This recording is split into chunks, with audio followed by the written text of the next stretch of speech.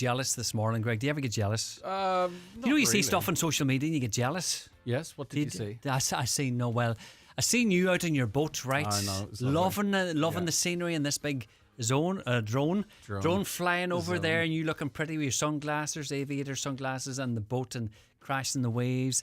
And then I got this thing through social media of a brand new ironing board. I know, what a day I had yesterday. And I was super jealous. New ironing board, the old too tat big. that you had, that old one, you got your money's worth out of the old one. Yeah, but the new one's too big.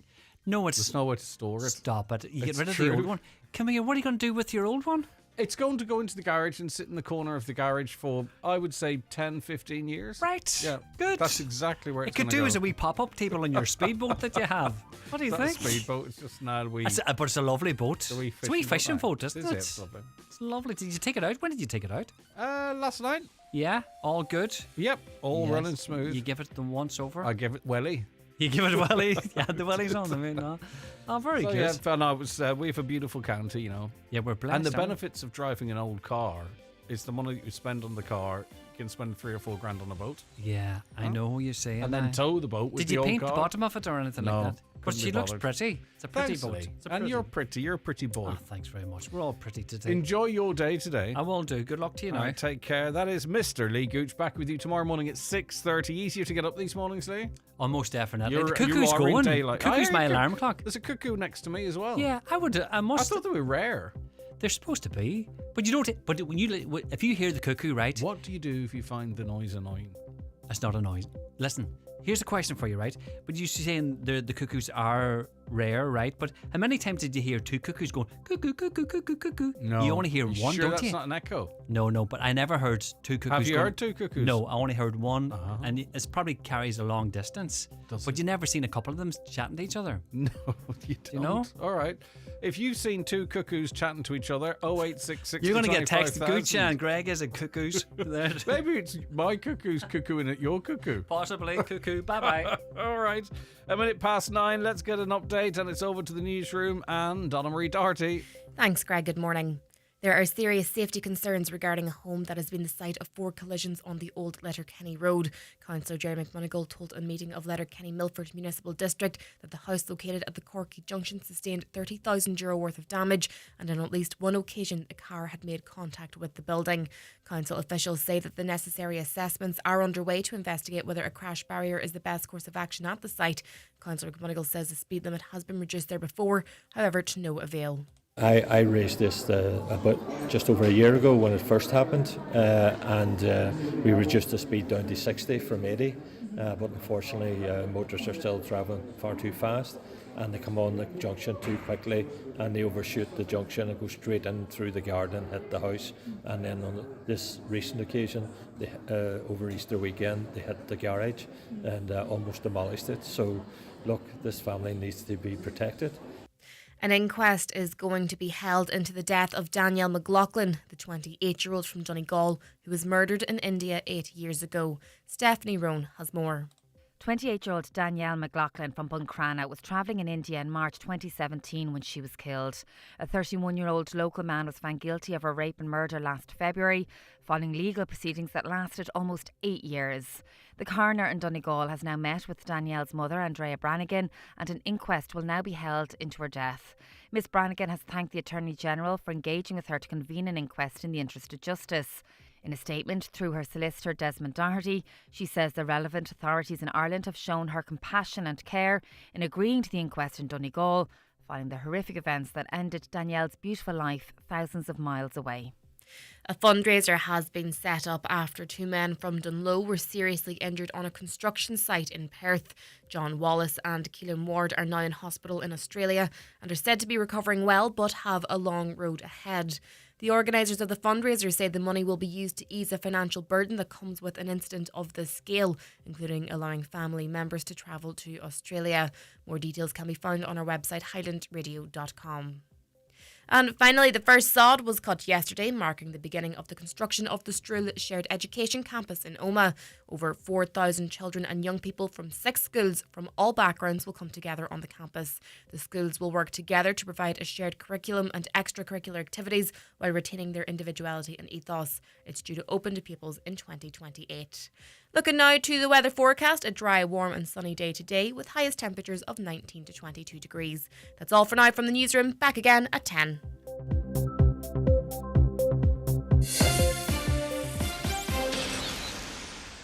The Mormon Wives are back on Disney Plus. With bigger secrets. I'm going to set the record straight. No! Scandals. It's going to destroy the group. And drama. The police are here. Than ever before. It's going to get messy, for sure. So hold on to your dirty sodas. Oopsies. The girls are swinging back into your living rooms. The show must go on. The Secret Lives of Mormon Wives. New season. Now streaming exclusively on Disney Plus. 18 plus subscription required. T's and C's apply. Daily newspapers are courtesy of Cosgrove, Centra and Diner, Mountaintop, Letterkenny. And now, it's time for the talk of the Northwest, the 9 to Noon Show with Greg Hughes on Highland Radio. Hello and a very good morning to you. It is 5 minutes past 9 now on this Thursday, the 15th of May. I do hope you're very well indeed, and you're very welcome along to the 9 till Noon Show. We've 3 hours to keep you entertained and informed and maybe even educated, and you can educate us. Tell us what you're thinking. Maybe you've come across something you think we should be talking about. Maybe you've got some good news to pass on. 086 60 25 000. The WhatsApp number is open for you as well. That's the same number for your SMSs. If you want to give us a call, it's 07491 25,000. And if you want to email, it's comments at highlandradio.com. I was listening to the news there from Donna Marie about the driving wait times, and it really is crazy here in Donegal. The latest figures that are available, the official figures are that if you were to apply for your test today, in other words, to go waiting for an invite to be invited for your driving test in the Buncrana area, serving all of Inishowen, 27 weeks. So if you applied for, say you've done all your lessons and you applied to be invited to take a test, right? You could expect at this point to be invited to book a test on the 24th of November. The 24th of November, that's 27 weeks away. That's crazy, isn't it? And then it's likely, because someone recently that I know got an invitation to book a test and it was a month away. So realistically now, if you applied for your test today, it's probably going to be 2026 if you're in Inishowen. 27 weeks. Now, alternatively, you could try Donegal Town. It's similar kind of a town, similar layout. It's only 19 weeks. Now, I want to say only 19 weeks compared to 27 weeks. It's 2 months sooner. You'd expect to get invited to book your test in Donegal Town on the 29th of the 9th. And in Letterkenny, the wait would be 25 weeks. So if you completed your 12 lessons and you applied for the Letterkenny area, you would not expect to be invited to book a test until the 10th of the 11th. So again, in Letterkenny, you probably wouldn't be sitting your driving test until 2026. So those figures are before you receive an invitation to book a test. So Buncrana, 27 weeks, Donegal Town, 19 weeks, Letterkenny, 25 weeks. And the last figures we had showed for the whole of the county, there's 4 driving testers.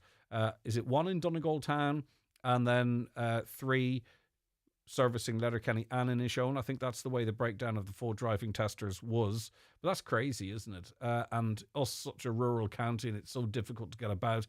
And it's not a bit wonder, not that it's a justification, but it's not a bit wonder that the biggest increase in learner drivers driving unaccompanied was in, guess where?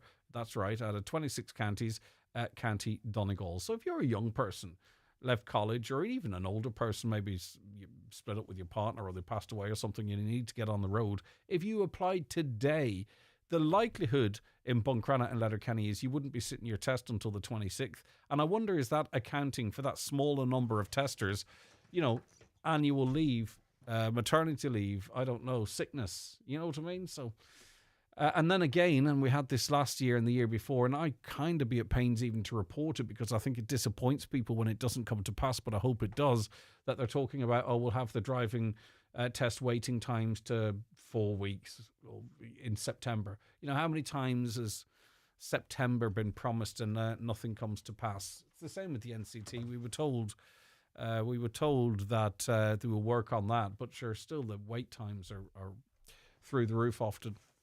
especially if through no fault of your own you miss your first appointment. You know, something comes up in life or the mechanic doesn't have the car ready.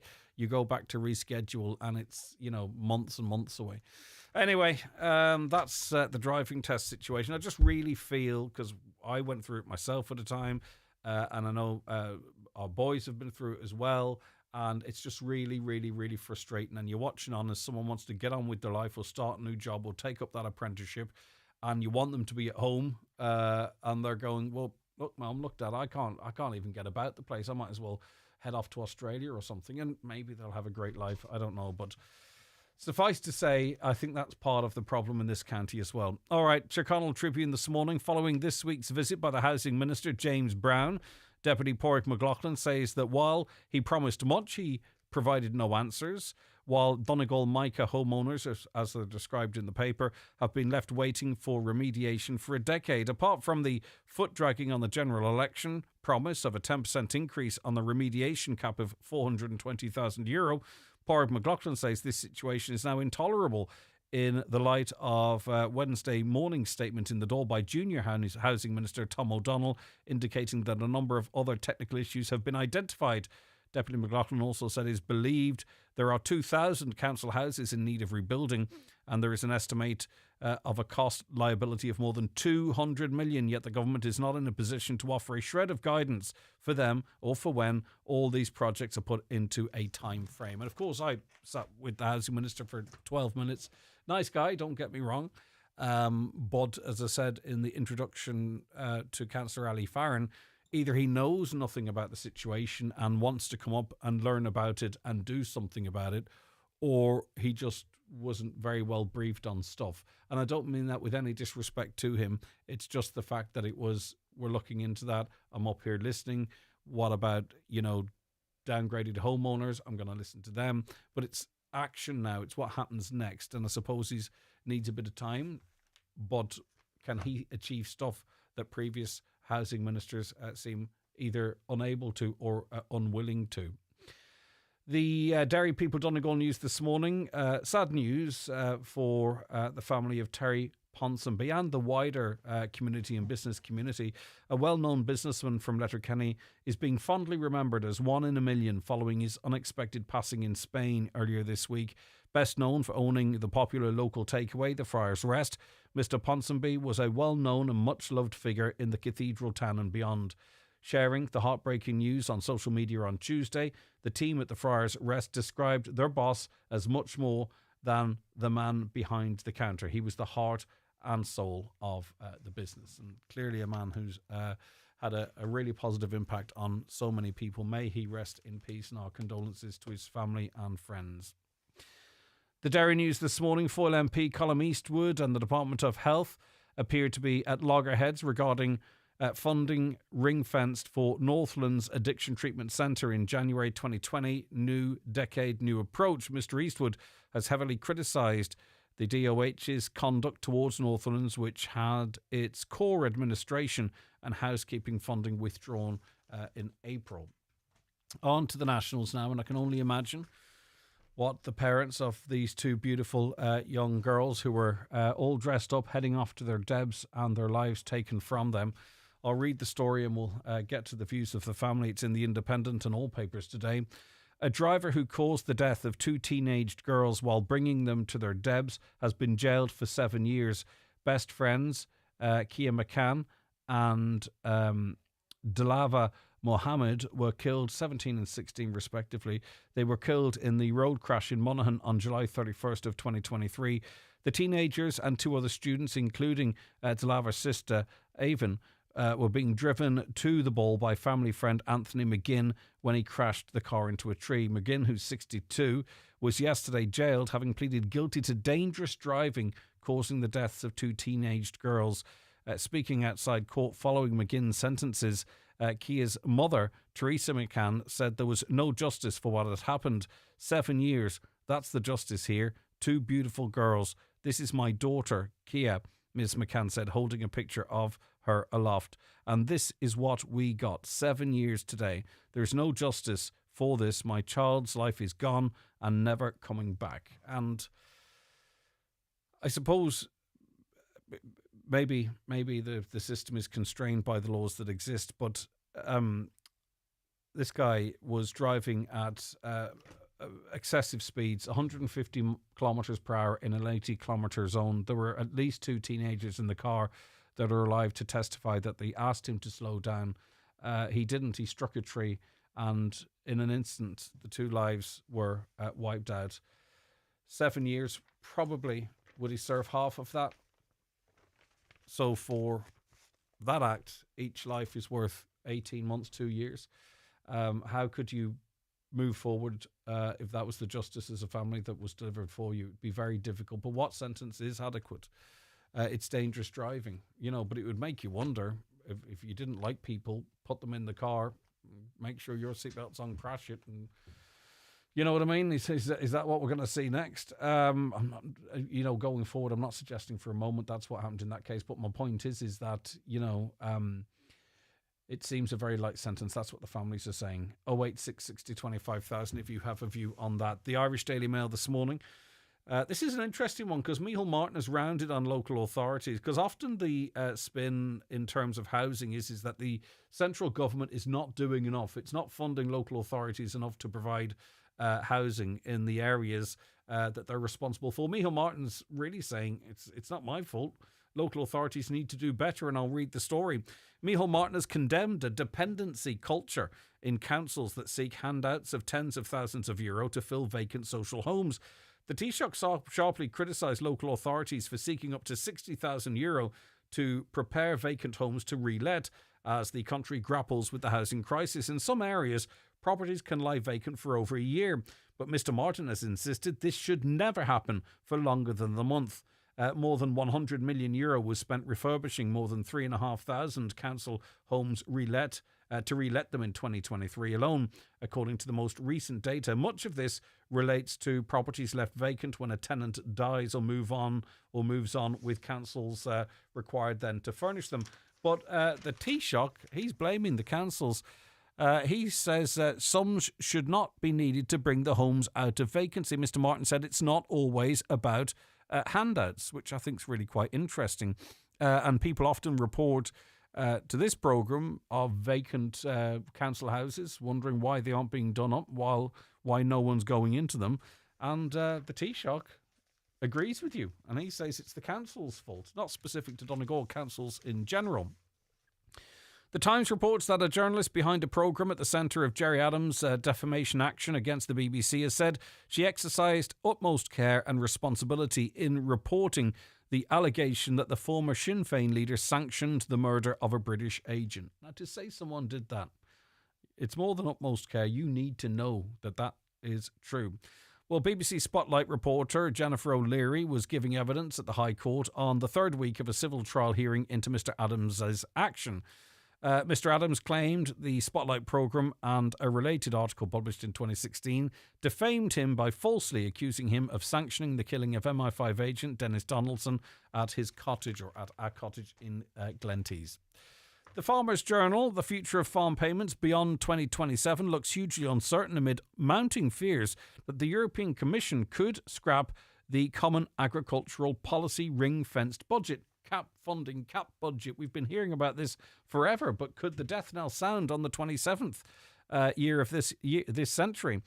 Proposals for the next long-term EU budget are due in mid-July, and the Commission unexpectedly announced last week that it plans for the post-2027 cap will be unveiled at the same time.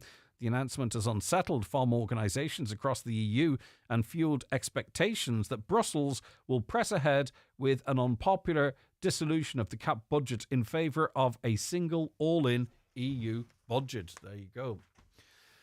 The carnage and death continues in Gaza. Israeli airstrikes killed at least 70 people as they pounded northern and southern Gaza yesterday, local health officials claim. This is in the Mirror. Those killed by the strikes around Jabalia alone included 22 children. Hospitals and the health ministry reported.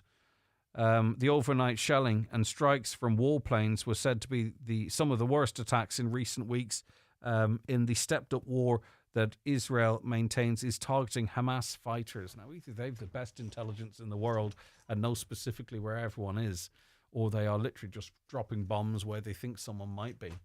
I wonder if it's the latter and not the former. Closer to home and in the Irish Daily Mirror, around 76% of applications at the International Protection Office have been refused in the first instance so far this year.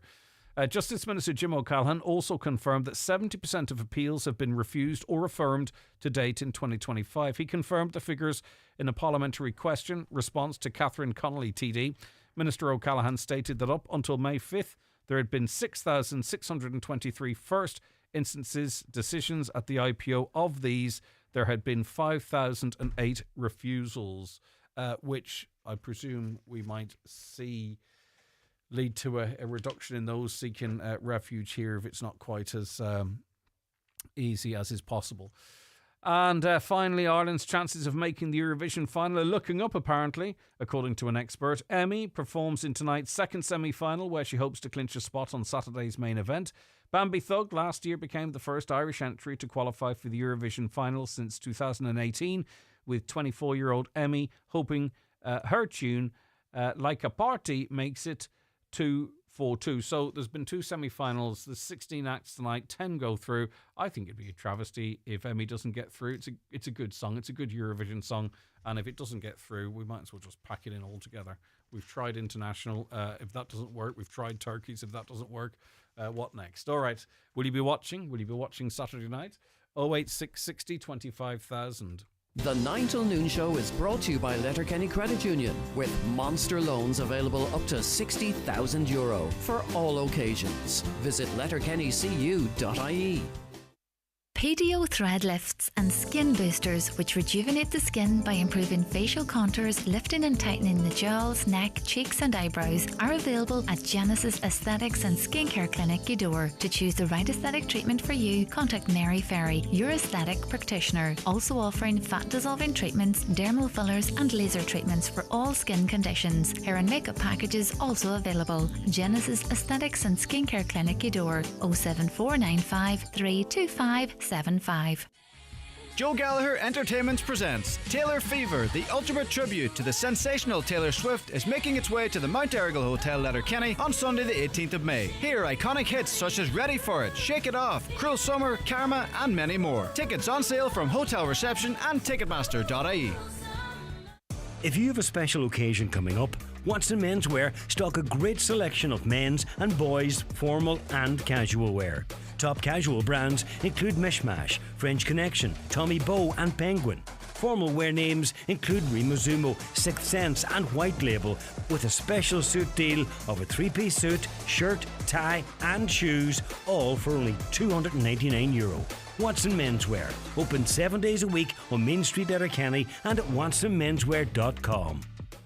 Imagine a wedding venue that can be hired exclusively for you and your guests. Picture stunning views overlooking one of Donegal's most scenic beaches, an authentic country manor as your accommodation, incredible glass-fronted marquee views all day, and a team of experts who want to help you plan every step of the way. Sounds too good to be true? Not at Drumhalla House in Rathmullen. It really has to be seen to be believed. Visit drumhallahouse.ie or check out Drumhalla House on Instagram for more details. Discover delicious food at the Donegal Festival of Food. 2 incredible days celebrating artisan produce, crafts and creativity at the stunning Oakfield Park in Raphoe. Experience live cookery demos with top celebrity chefs including Marco Pierre White, Rachel Allen and Paula McIntyre, plus outstanding local talent. Savour tempting bites from regional producers. Enjoy craft brews, browse unique handmade gifts and soak up live entertainment and fun for all ages. It's all happening Saturday the 24th and Sunday the 25th of May. Book now at oakfieldpark.com. You don't want to miss it.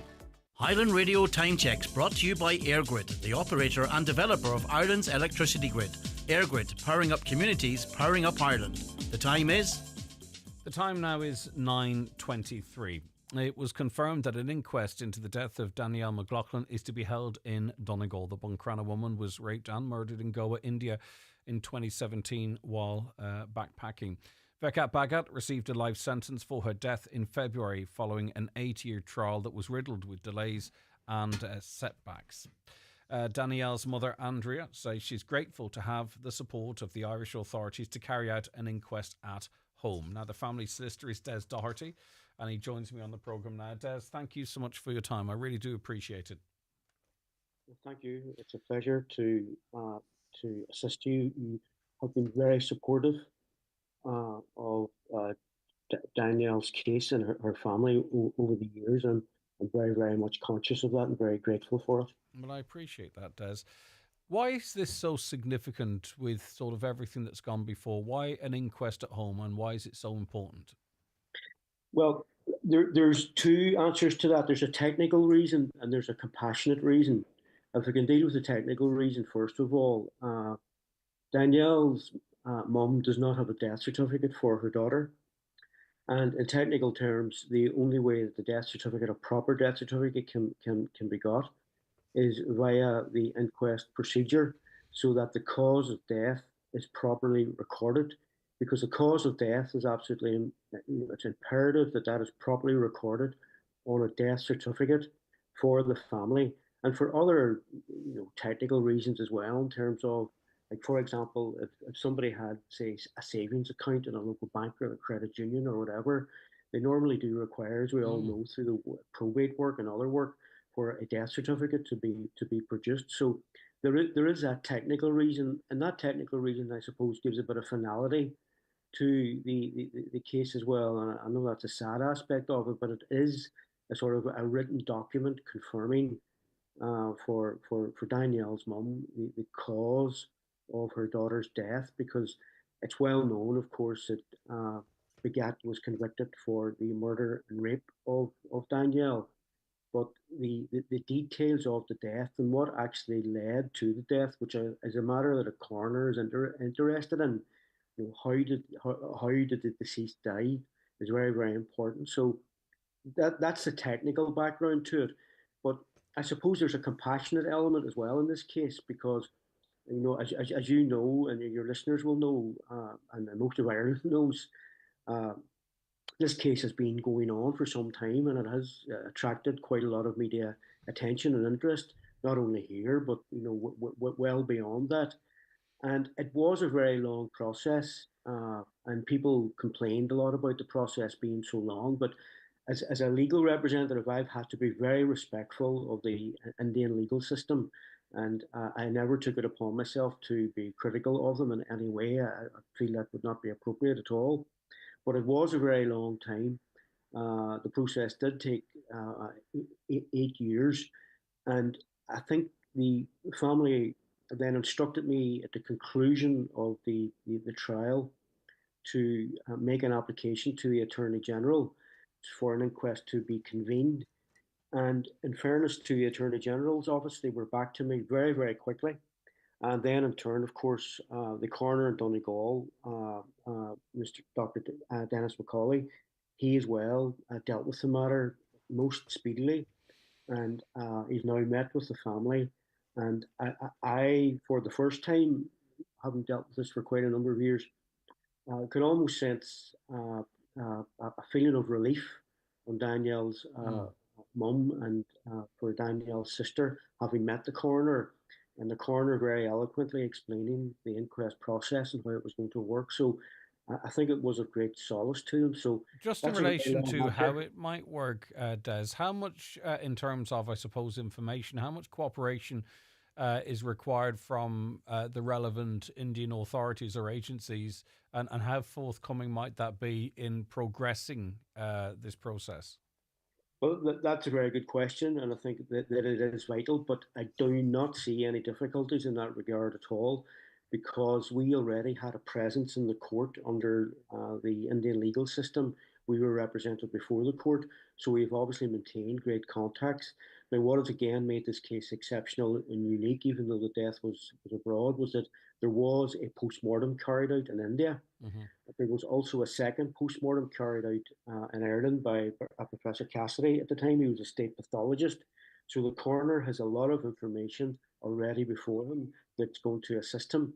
Now, also as well, because I have access obviously to the legal papers in the case, the things that a coroner would need, for example, who identified Danielle's body and who discovered Danielle's body and the details of the initial police officer. That's all readily available, and I've already supplied all that to the coroner. So I think the way it will work will be that a senior member of Garda Síochána will then contact his counterpart in India, and between them, I think they will place before the coroner the appropriate evidence that the coroner needs to determine the cause of death. Yeah, really quite remarkable to learn. But then again, I suppose when you reflect on it, that that Andrea doesn't have a death cert for all of, something that's just presumed, if you know what I mean. And I can understand its significance. So this is being seen as positive. You can see from the wording of the statement. Do we still have that potential dark cloud hanging over this case with a Begat appeal? What is the status of that? Do we know, or is that for he and his legal team to consider? Any appeal is for him and his legal team to consider, but nothing is surprising about any of that, and it won't have any impact on the inquest at all, because the inquest is a totally separate matter. It's a civil matter dealing with the cause of death. But yes, that dark cloud, as you would call it, hangs over the case. It would hang over any long-term murder case, because someone who is convicted, they really, in a lot of respects, they have nothing to lose by lodging an appeal, especially with a life sentence. So yes, but that's a matter for, as I have always said, I think, and Danielle's mum has said, is a matter for the defence and the legal process there, and she's not going to interfere in any of that at the moment.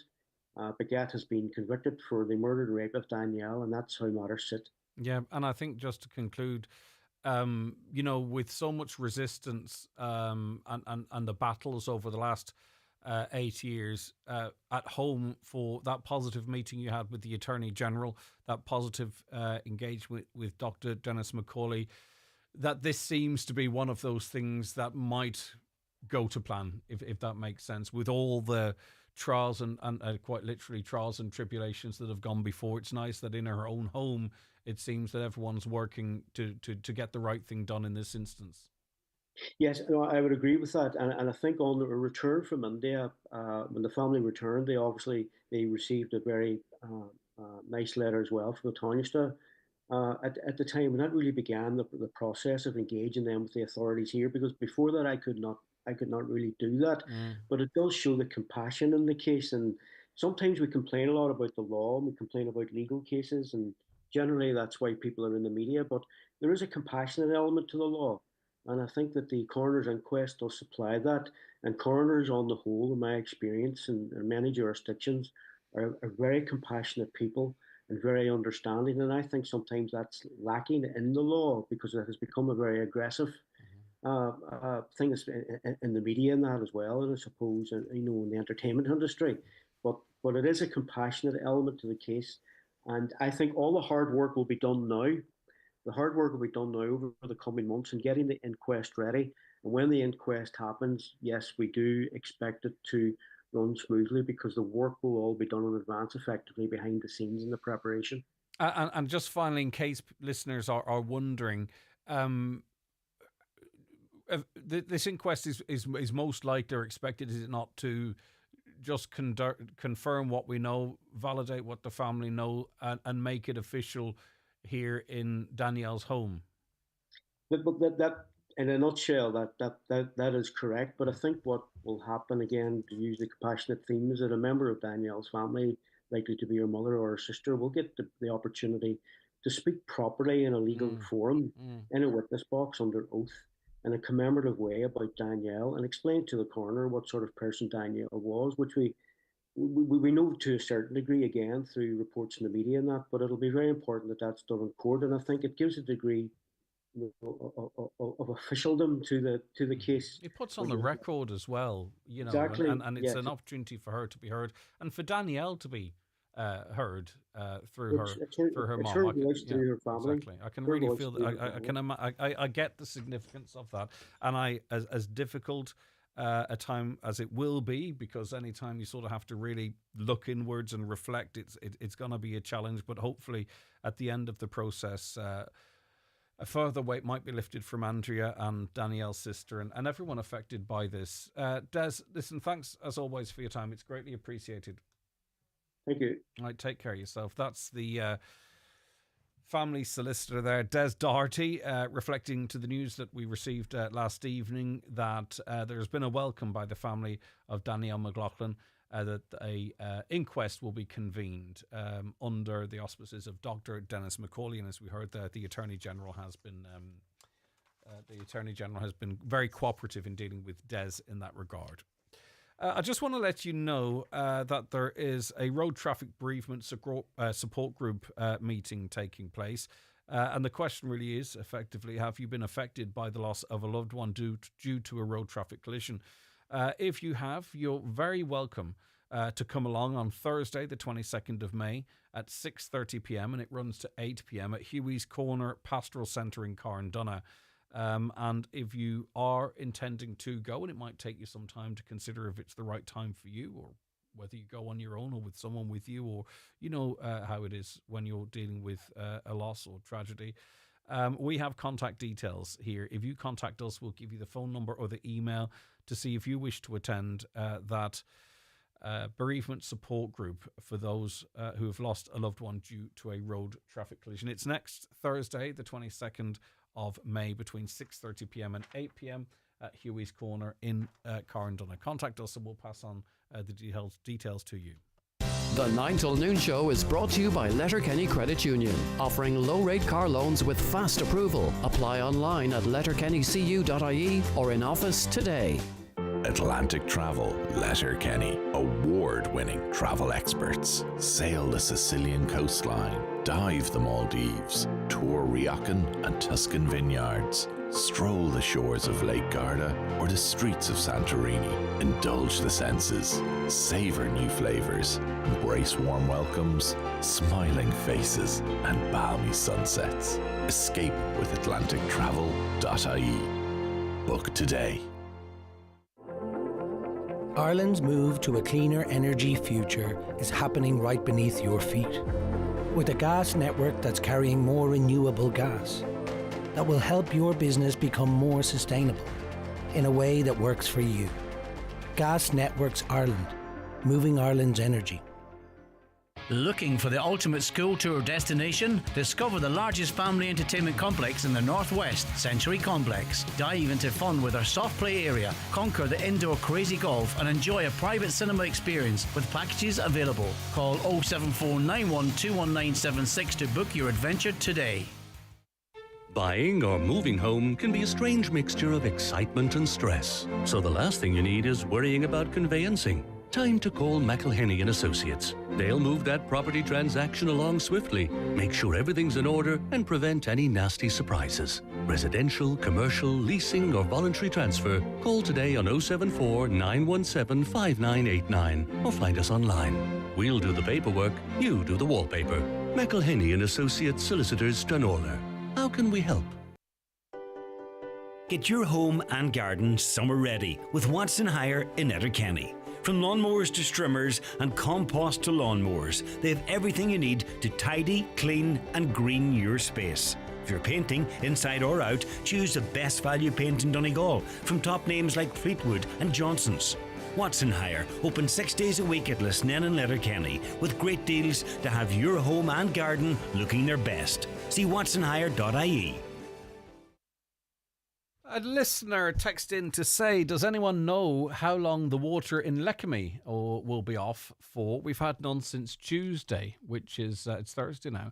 Irish Water, the only information they have, Ishka Aaron, is that they say they're currently investigating reports of a supply disruption to Mean Letter Bale, Lekemy and surrounding areas. More information to follow. That was 17 hours ago.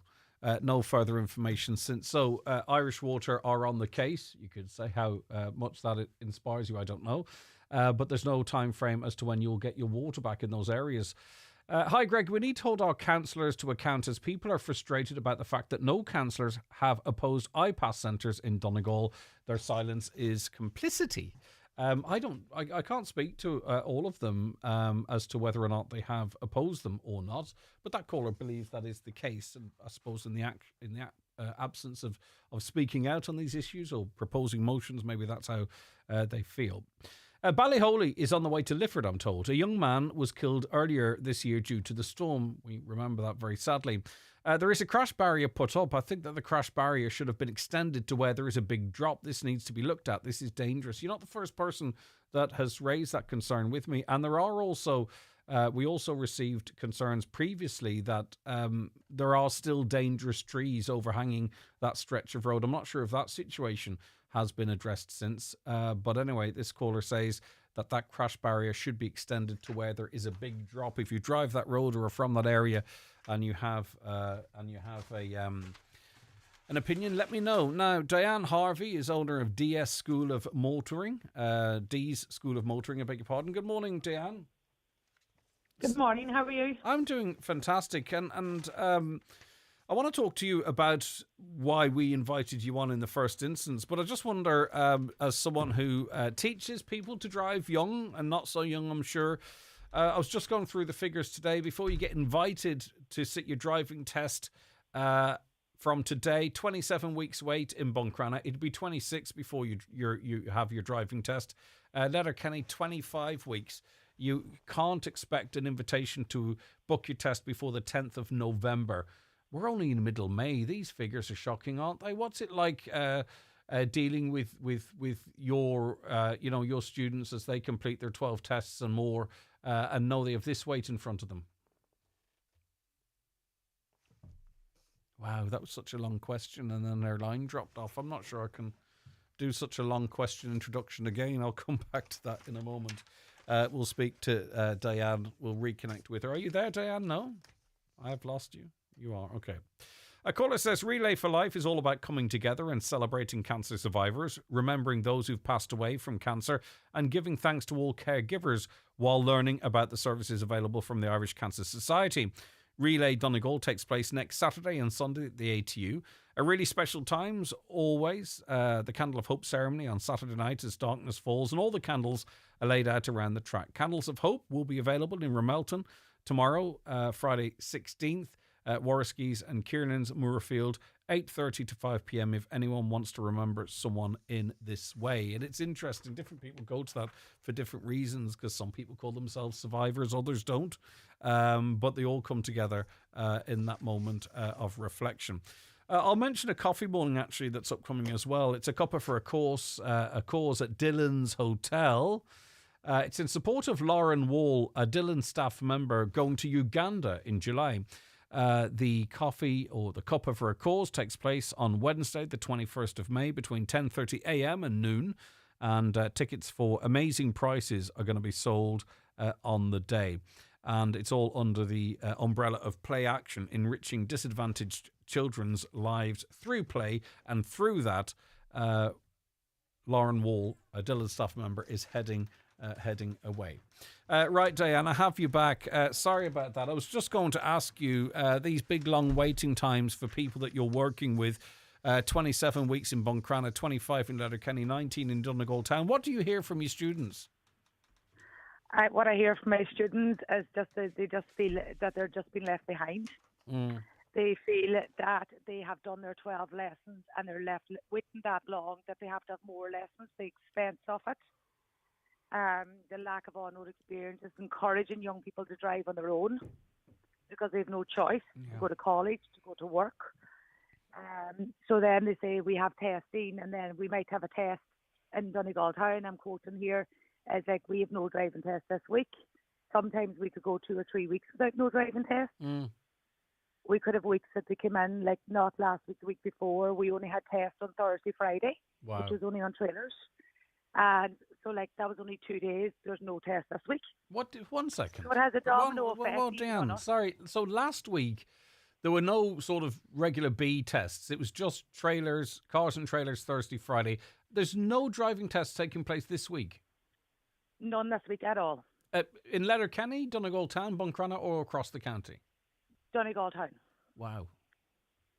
Yeah, and that's regular. Like, we've seen spells that we could have 3 weeks with no test, even on category B. Because there's 4 testers in the county. That was the last figures. Maybe it's increased. 1 in Donegal town, isn't it? And 3 in Letterkenny, with 1 sort of floating between Letterkenny and Inishowen. Yes, that's correct. And Inishowen with Buncrana would be very similar to ourselves. They would have a lot of lack of testing as well going on up there as well. 27 weeks in Buncrana. That's, I mean, do you know what is annoying? If you're sitting there, if you're one of these people sitting there, Diane, and you've learned that there's been 0 B driving tests last week or this week, you wonder, well, what am I waiting for here? This is crazy. Yeah, 100%. I feel for them, And it also has a domino effect on us as instructors and on road assessors, because nobody's taking lessons because they're on the list so long. They're not taking lessons. They'll say, Diane, I'll come back when I get the invitation, which is 2 or 3 weeks before their driving test. And Diane, do you You hear? mightn't see them. Do you hear on the grapevine that there is no test taking place, or is that information made public to you? Ronnie, we were just chatting to another instructor the day before yesterday. Like, if we even knew in advance of when, like, 'cause some driving instructors have part-time jobs, like, and because the work stops when there's no test. And like, all we know is week to week. Like, all I can tell you now is that we have tests on my next test I have tests on Monday morning. There's tests next week. I don't know how many days that's going to be for. And my next test after that is the 4th of June. Wow. And is this Donegal town only for you, Diane, or is it just Donegal town for you? Donegal town only. Donegal town only for me. Right. So you have a couple booked in, and we know there's thousands of people waiting, so it's not like there's no demand. So you have a couple booked in for next week, and then at this point, no tests then until the following month in Donegal town for people that you've worked with effectively. Yes. Wow. Okay. So I'm actually just taking my diary out here now, and I can actually confirm it for you. So that's the week of the 18th, 19th, that week of the 19th. There is tests in Donegal that week. That's the week of the 19th, so the 22nd. And then the next test I have would be on the week of the 2nd of June. Man, that's unbelievable. And it's not because Yeah, you don't I have have. lots in that week. It's not because you don't have students waiting. That's not the issue here. This is when the tests No, are I'll actually be taking place. booked out all the time. Like, Of I know, course and you do. I'm full time at it. I'm at it a long time. But the young ones don't have the money, and they're sitting back saying, Diana, I'm keeping the money now until I get word of my test. Yeah, and Because again, they don't know when it's going to be. Like, I have ones going to college in September, and Yeah. they're panicking because Mhm. they have to be able to drive because they can't afford accommodation. Yeah. And they're saying to me now at the minute, Diana, am I going to have my driving test before I finish college, before I start college? And I'm there going, I don't know. I just don't know. it's unbelievable. And we're being told again that by September, this and that will have happened. But we've had so many false dawns. I just can't have any faith in that information at this point, to be honest with you. I know Jack Chambers probably said it. He said it in the Dáil, I think. But, I know that's not going to be the case. There's no way. Well, the Department of Transport has pulsed them and says like this does need to be rectified. And we have new testers apparently has been trained up and all the rest of it. But you know yourself, Greg, that'll not come to Donegal. Would they forget about us? Yep. Same as the guards.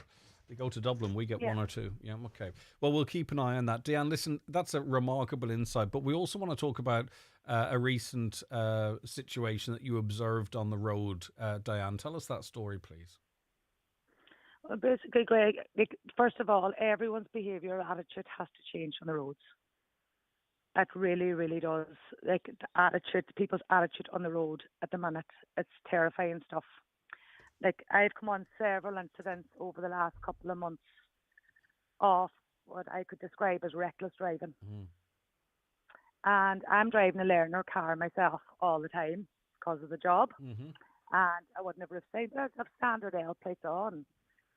And, for example, one night a person passed me just like a bat out of hell, lethal speed. I could hear the engine at full capacity what was passing me. And me travelling at 100 kilometres. And I remember saying to myself, I hope you make it home, whoever you are. And, like, came on an accident then. And it was sheer speed, absolutely sheer speed. Now, we could have all, several car pile-up could have been in that.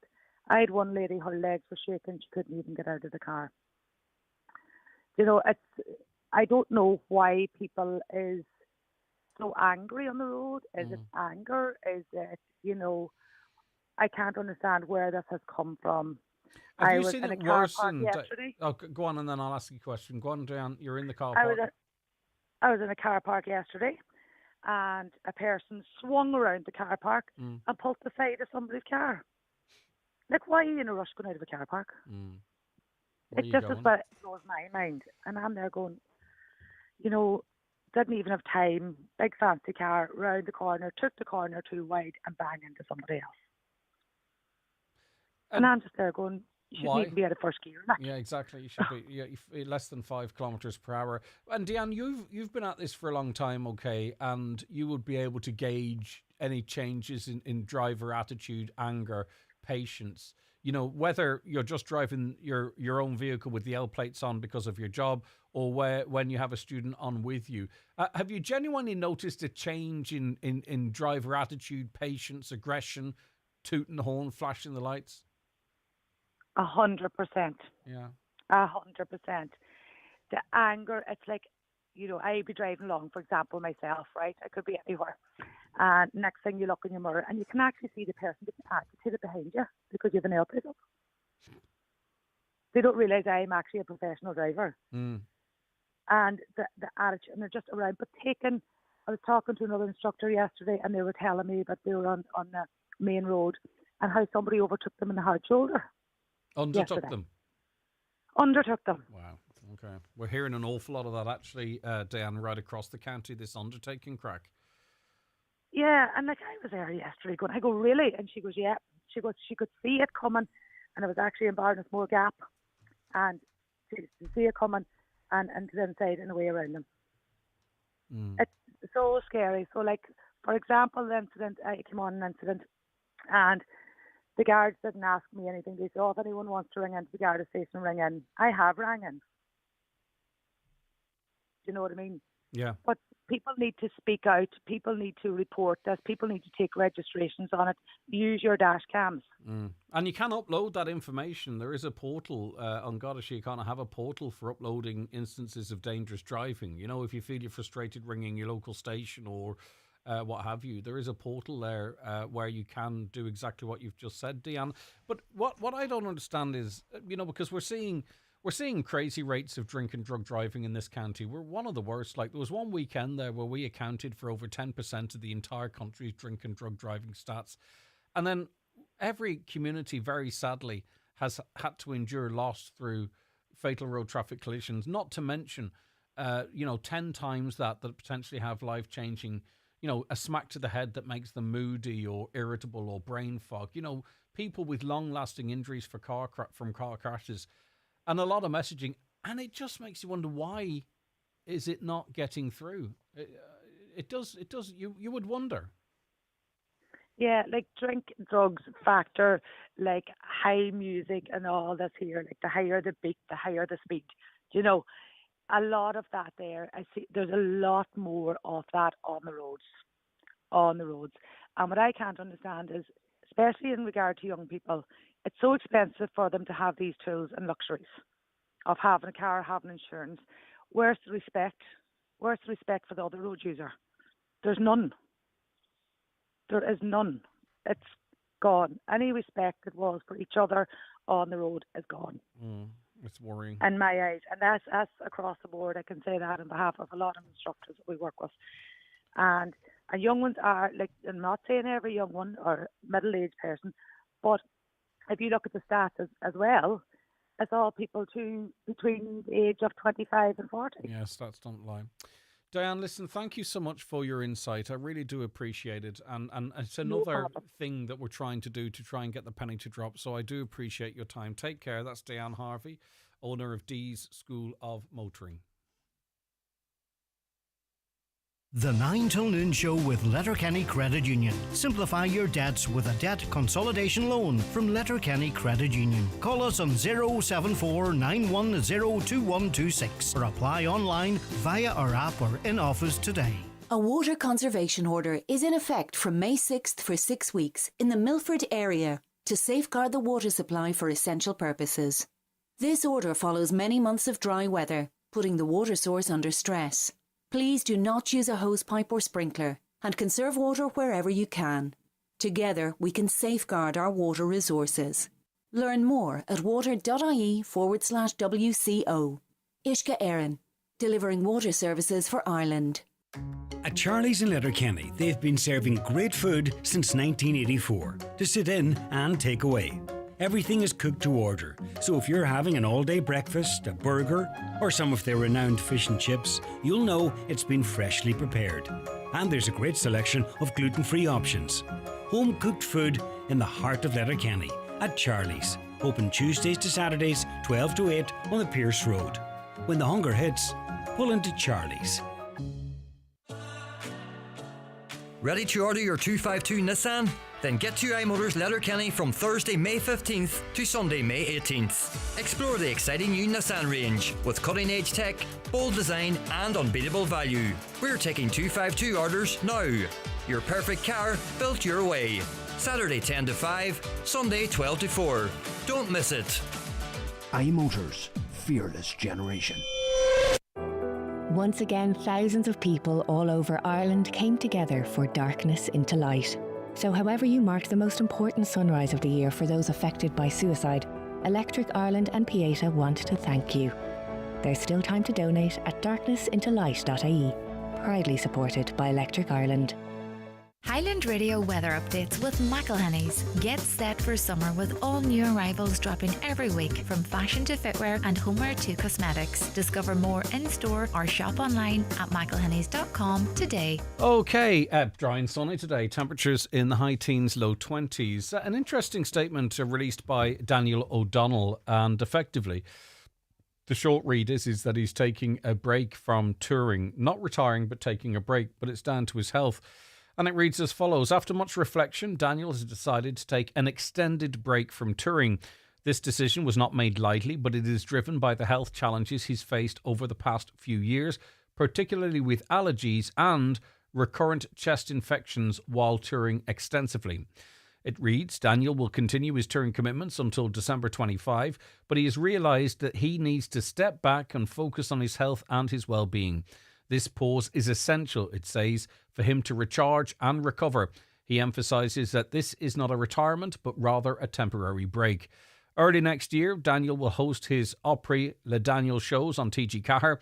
Additionally, in September 26, he will perform, as he has for many years, on Gertrude Byrne's Mediterranean cruise.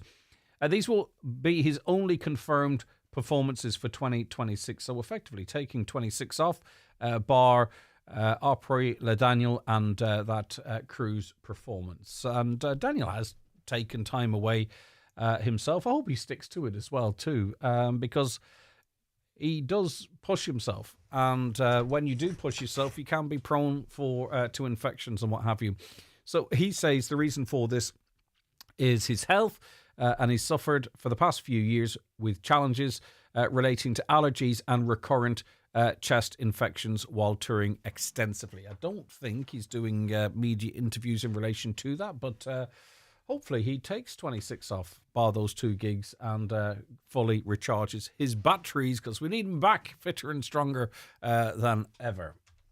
The 9 till noon show is brought to you by Letterkenny Credit Union. Digital loans now available. Apply online or via our app today and get your loan transferred directly to your current account.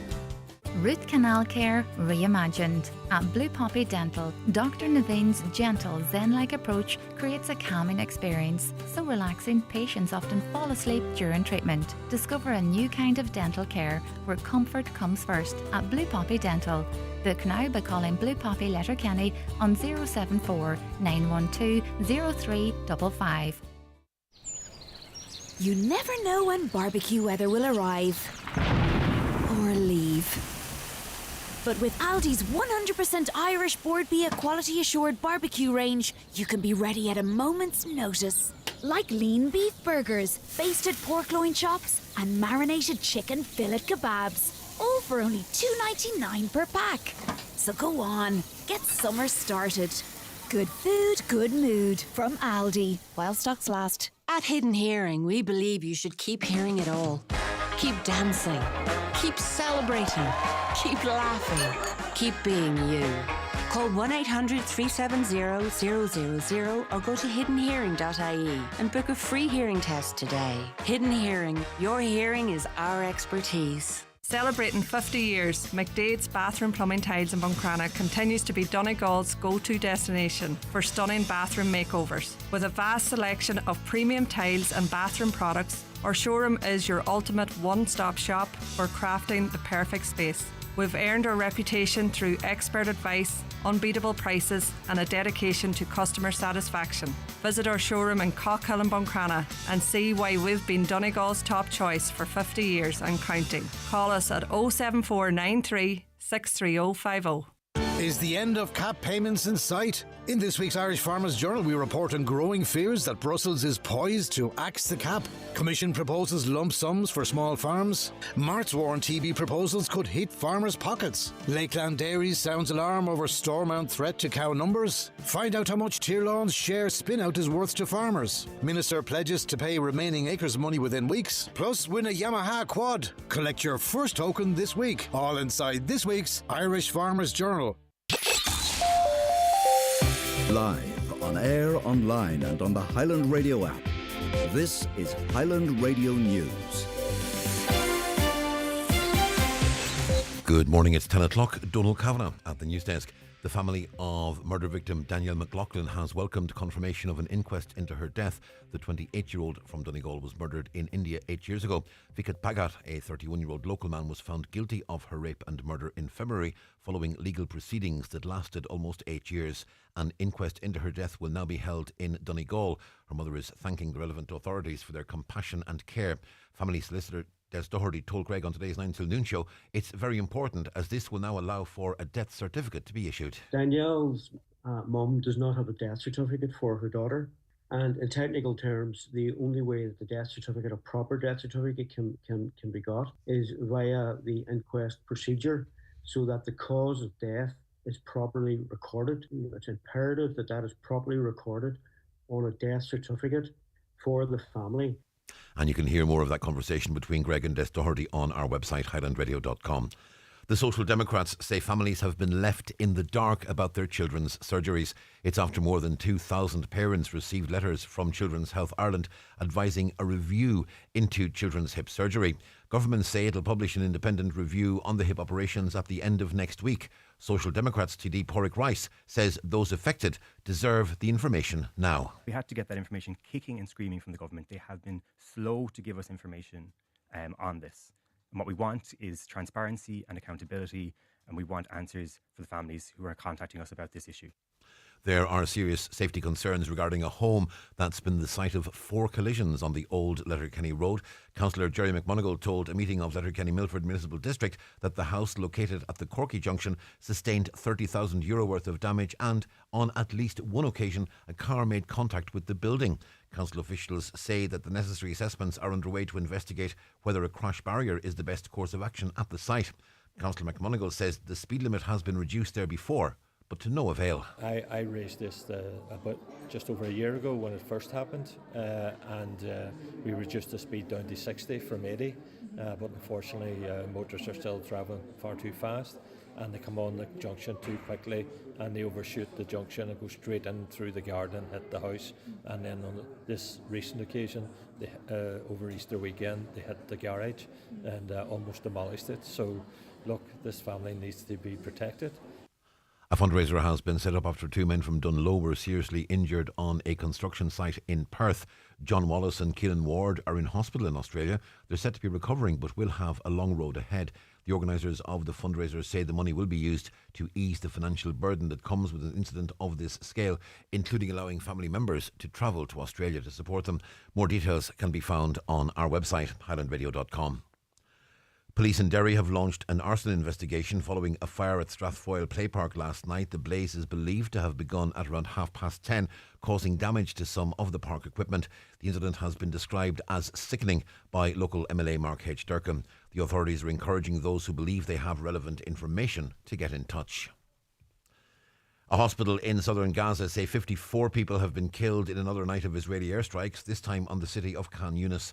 Israel has issued fresh evacuation orders for people in the north of the Strip ahead of a planned offensive to seize the territory.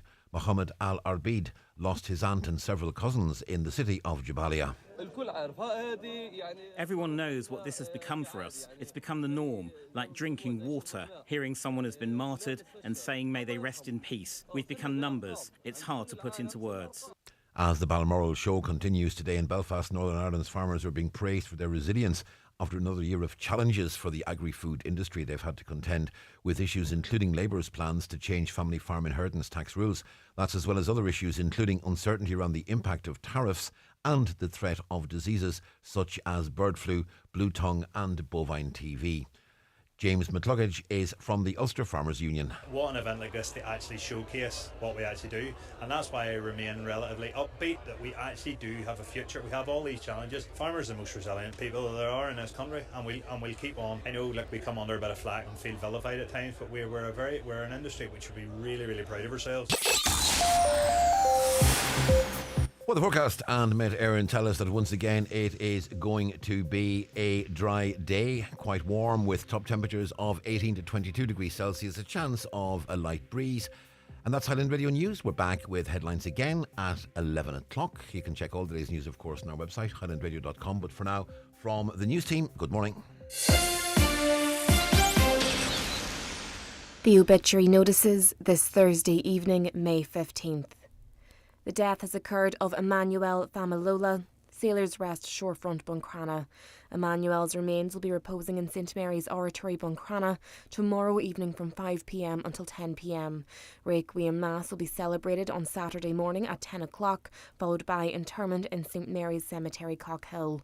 The Requiem Mass can be viewed on churchservices.tv. The death has taken place of Dumpna Quinn, 1 Lansdowne Park, Strabane. Remains are reposing at her home. Funeral leaving her home tomorrow morning at 9:20 for Requiem Mass in St Mary's Church, Melmount at 10 a.m. Interment afterwards in the adjoining cemetery. Family time, please, from 10 o'clock tonight. The Requiem Mass can be viewed live via the parish webcam. The death has taken place of Lally Eileen Donaghy, Carrickley, Greencastle Road, Moville. Lally's remains are reposing at her home. The wake is private to family and close friends. A private cremation for Lally will take place at Lakelands Crematorium, Cavan, at a later date.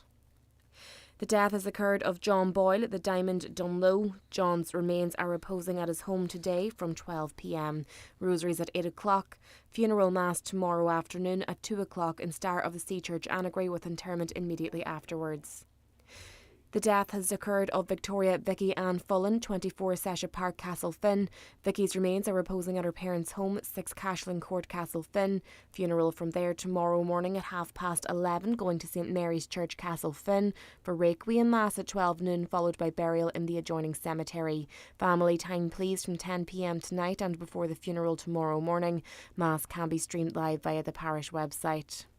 The death has occurred of Alec Grant, Dundrain Burnfoot, reposing at his late residence, with wake private to family and friends only, please. Requiem Mass this morning at 11 o'clock in St Mary's Church, Cockhill, followed by interment in the adjoining graveyard. Requiem Mass can be viewed on churchservices.tv. For family information and more details regarding wakes and funerals, please go to highlandradio.com.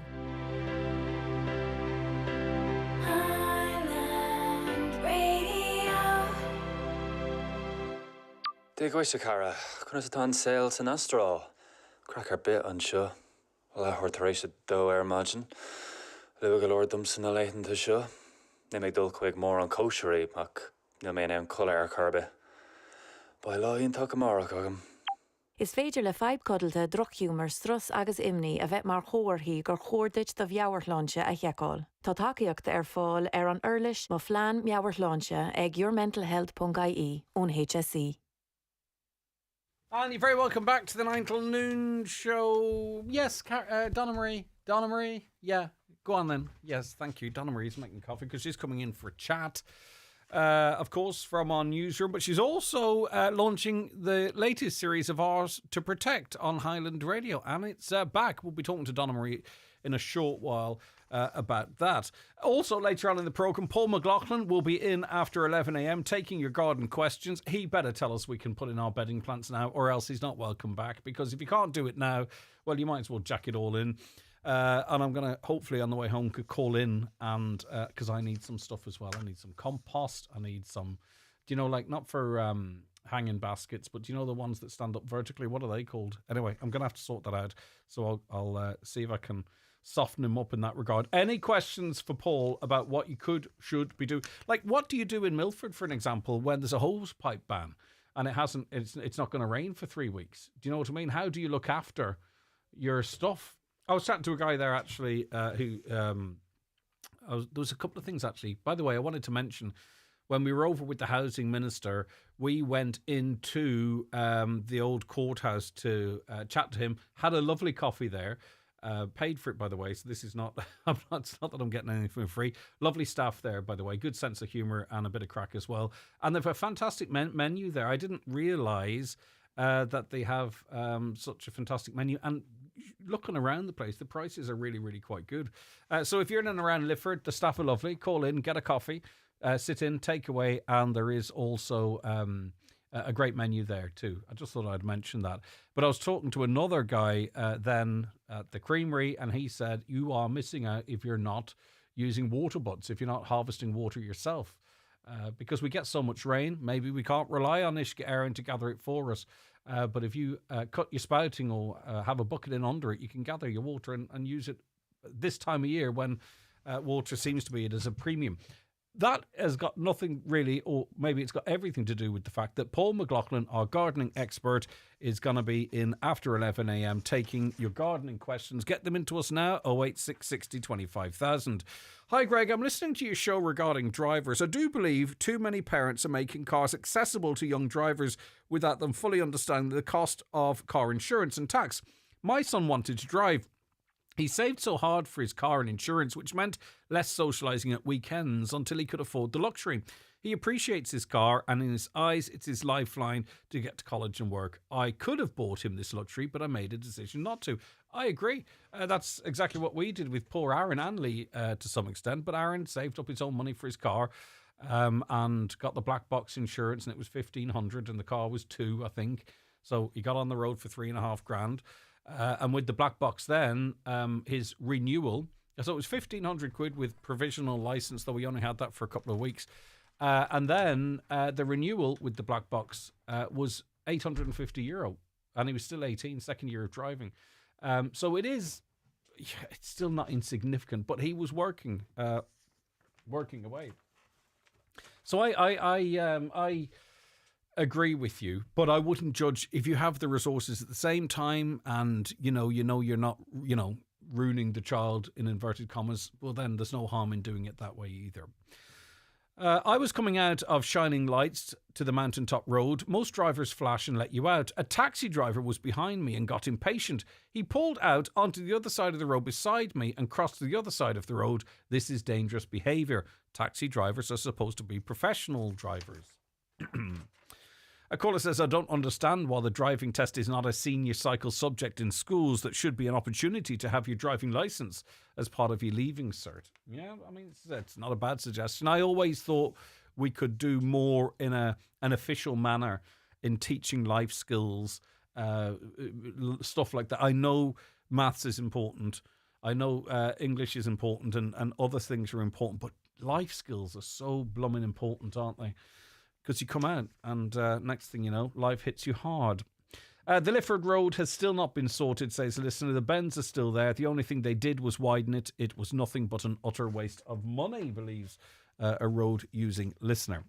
Okay, it is Thursday, which means it's jackpot day, and I know many of you are waiting patiently for that. So here are the numbers. The county's #1 talk show, The 9 till Noon Show on Highland Radio. It's time for Vision Ireland Bingo on Highland Radio. It's Thursday, the 15th of May, Jackpot Day. You're playing for the jackpot prize of €6,000 on the pink sheet. The reference number is S19, it's game number 20. The jackpot number is 61. This number can come out in any position from the next 10 numbers drawn. And now, here are your daily numbers.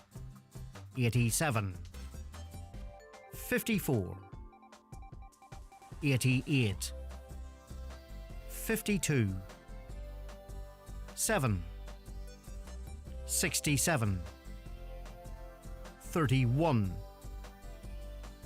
39, 10, and finally 72.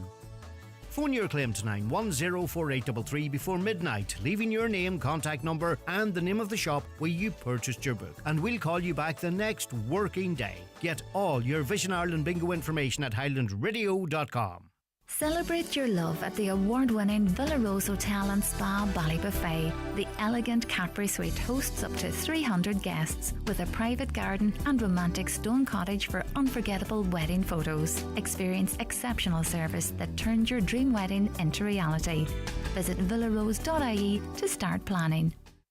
Live electricity wires are always near, and coming close to them can be dangerous. So always ask yourself, are you sure it's safe? Look out for electricity wires above and below you.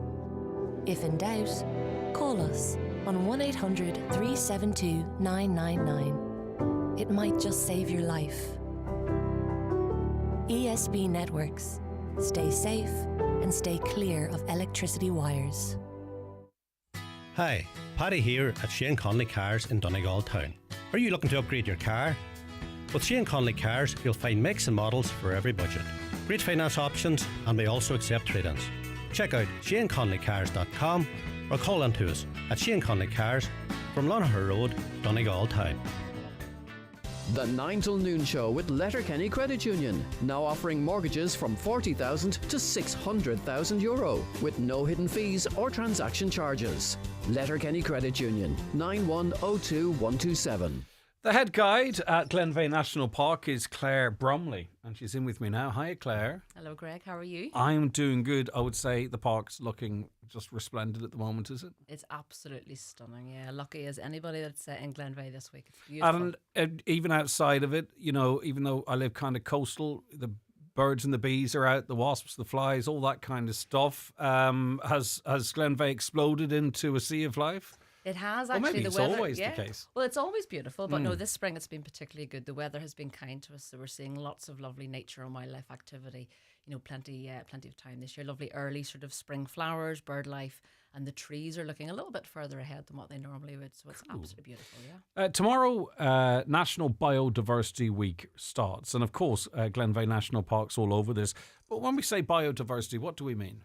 Biodiversity is like a big word that basically just means nature. So biological diversity, all the different living things that we have all around us. So you could talk about the biodiversity of your back garden, the biodiversity in your school playground, the biodiversity of Donegal, and this festival is all about the biodiversity of Glenveigh. So it's basically all the plants and animals and all the habitats that they live in, really trying to draw people's attention to that, how important it is, how beautiful it is, and how we all need to work together to look after it. Yeah, because we're part of that, aren't we? You know, and how we behave in and around the rest of it, the rest of nature. You know, one of the biggest threats to nature is us, really, isn't it, potentially? But we also have the power to be one of the biggest, promoters of nature. Absolutely, yeah. A lot of people would see sort of nature as being apart from them or separate. It's something that somebody else deals with. You walk through or something. Yeah, you walk through, you look at it, or we think of people that work in the national park like the scientists and the ecologists and the rangers.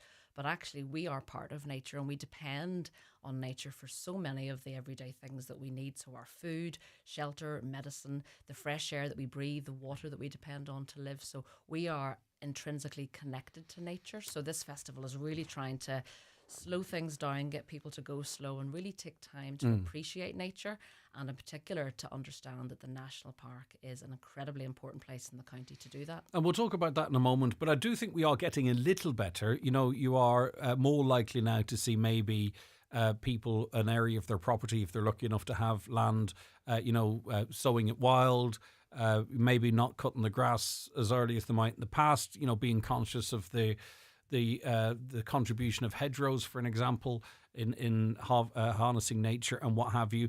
And even to, bats in the attic, contacting us saying, what can we do, knowing that they're protected. Do you know, that sort of way? So I think through people like yourself, Claire, there is more of awareness, but of course action is also important as well. Absolutely, yeah, I would completely agree, Greg. I think the last couple of years, I think people in general have become a lot more tuned into nature and how we all need to work together to protect it. And I think it's terrific to see that. And what's lovely about it is everybody can play their part, no matter how large or how small. Right from children and young people, in schools, in your own local community, and then right up to those that are maybe working, particularly on farms, in protected areas. Everybody has a part to play. So I think that's what's really important, that, you don't need to be a scientist. You don't need to be just a farmer or maybe somebody working, in the local authorities or state bodies. We all have a part to play. And you do too, because Glenveigh National Park as well, there's always an ongoing piece of work, isn't there, to particularly harness, plants, grass, trees that are native to that area, because you can get stuff that isn't necessarily native to that area. And I'm correct in saying there's a piece of work ongoing at the moment just to enhance what you might expect there natively. Absolutely, yeah. So the landscape that you see in Glenveigh, you could be forgiven for thinking that it's very wild, but actually the landscape there isn't so wild. It's been, impacted by human beings over a long, long period of time. So yes, the valley once upon a time would have been almost completely wooded with native Irish trees. The landscape that you see today is very different, and there's a whole lot of reasons for why that is. But we have a job on our hands to try and restore and renew nature in the valley. And part of that is tackling rhododendron, which is an invasive species. We have to manage the herd of deer in the park because we really want the native woodlands to thrive once again. So you could walk through the valley and be forgiven for thinking that there aren't many trees there, but actually we're working really hard behind the scenes with our woodland management plans. And one thing I think that's really interesting, because it shows maybe the significance but also the insignificance of us. You're just part of the latest team working on that. Laying the groundwork for another team that might come along. This is not something happens in a year. This is an ongoing process that, no one there at the moment might see come to fruition, because it's always going to be ongoing. It's a long-term vision. So we have a plan at the minute that is like a 100-year plan for what it would take to really see that. How far in are we? We're only a couple of years in. How depressing. But we're already working really hard. So we've been out planting trees in the park. We've been harvesting seed from the native trees. We have a whole new nursery area where we're propagating those seeds into little saplings and getting them ready to plant out. So it's massive teamwork. It's remarkable when you think that we could be talking, great-grandchildren that will actually reap the benefits of the work that's ongoing now. But that's what's required, isn't it? Because nature is it's not fleeting. What would you pick out as some of the main focuses for the week, which runs, by the way, I should mention, throughout the week at Glenveigh, starting tomorrow? So pick out some things that you think are important to mention, because there's a lot going on, isn't there? Yeah, there's a lot, yeah. We've been absolutely overwhelmed by all the goodwill, the suggestions, and the people, the wonderful creative people that have come forward with suggestions as to what the festival should include. This is its inaugural year. We want it to be a new annual festival. So this year was always going to be a little bit of a test the water to see what would work. So there's all kinds of things happening throughout the week. There's something for schools, something for families, something for individual people. I would say all the many visitors that come into the county at this time of year will benefit from it. They're going to happen on it, aren't they, really? Yeah, they are. But this is very much targeted at local Donegal people. So we really wanted to do something to build connections with the local communities. So two highlights in particular are tomorrow night the festival will open. And like you say, getting that kind of commitment to a long-term sort of vision for the park, we've given tomorrow evening over to local children and young people. So the festival will be opened at 7 o'clock tomorrow night in the visitor centre. We have some musical performances, some poetry readings. There's a wonderful artist called Roisin Doherty, a lovely young woman who is totally inspired by the nature and landscape of Donegal. She's going to be exhibiting her work. And we're going to be just sort of giving that first evening over to children and young people to celebrate the beginning. And then on Saturday night, we're doing something that's actually never been done before in Glenveigh. We're having a lovely film evening. The landscape in Glenveigh, as you know, is much loved, but it has inspired directors and filmmakers over the years for all kinds of things. So we've put together this lovely evening where there will be clips from films that have been made over the years. We're going to be talking to Crossing the Line Films, who have done lots of filming in Glenveigh, and also Paper Owl Films, who are currently working on a new children's film for the park. And we're very lucky to be having Maria Mooney along from Alton. She's going to be providing some live music. And is that in the centre as well? That's in the visitor centre. And then later on, about 9 o'clock, there's a lovely festival marquee down at the head of the lake. Mm. So the plan is to head outside and go down to the marquee, and we're having sunset sessions. And that's an open call to anybody that would like to bring an instrument, bring a story, bring a song, and we're going to enjoy watching the sunset over the valley. Lovely. So the weather looks well, that's good. it. So Well, it's perfect, really, because, you know, we know in this part of the world you can plan till you're blue in the face. One thing you can't control is the weather, and we know the weather is going to be spectacular. And that's connecting with nature as well, that event on Saturday. I mean, it all is, but particularly that feels like you're right in the moment there, aren't you? Absolutely. I think one of the Switch your things when phone you're off. trying to, switch your phone off and just come and enjoy nature, be in the moment. Yeah. So I think one of the things about a lot of the events throughout the week, you know, you have to meet people where they're at. And if you want people to take time to notice nature and connect with nature, you've got to begin with where they are. So some people just maybe don't know an awful lot about Glenveigh and the different plants and animals. So by putting on events like this that are very connected to the arts, so using art in all its forms and music can be a lovely gateway to helping people sort of just notice nature and connect with it. So. And it's actually reconnect, because we were once far more connected to nature and the land than we are now. You can plan what you're going to do over the course of the next week at nationalparks.ie and follow links, I presume, to get to Glenveigh National Park. Tomorrow night, particularly nice for the younger people. Saturday night for everyone, I think. It sounds lovely. And then there's stuff throughout the course of the week as well. Absolutely. There's all kinds of things happening. So we have lovely art workshops. We have some storytelling sessions for schools. We're very lucky to be working in partnership with the National College of Art and Design.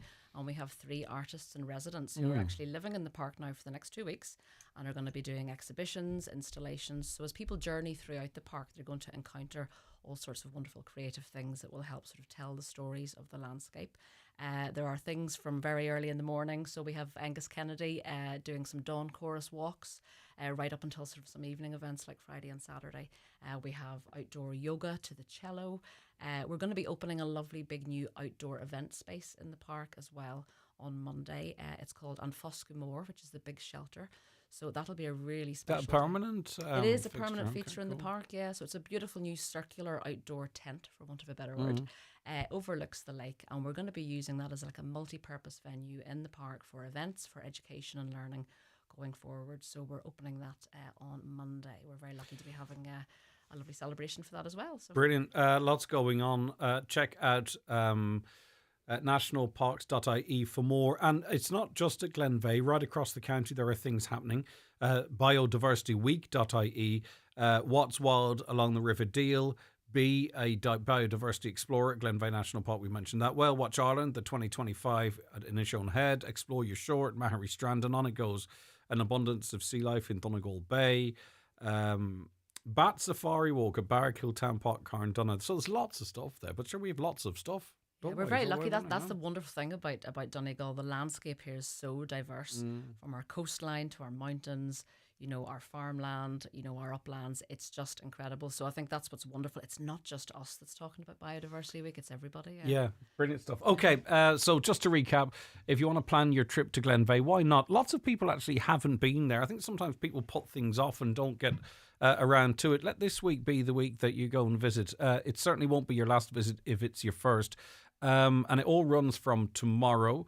And also for a list of county-wide events, biodiversityweek.ie. But for now, Claire Bromley, thanks so much for your time.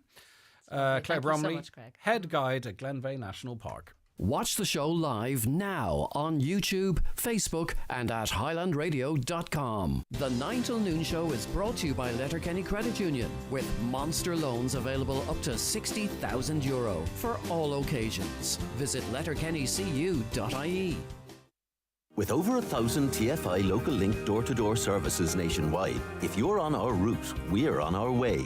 To use the service, simply pre-book the day before you want to travel with your TFI Local Link office.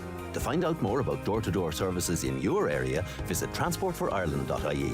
We're Transport for Ireland. We're transport for you. Meet Liz. She's here to tell you why you should switch to Outsurance and save on your car insurance. Hi, I'm Liz from Kildare. I made the switch to Outsurance and saved €145. I'm also on my way to getting 10% cash back with their out bonus. Like the sound of that? For a competitive car insurance quote like Liz's, call 1800 600 400 or visit outsurance.ie. Real people, unreal savings. Outsurance. You always get something out.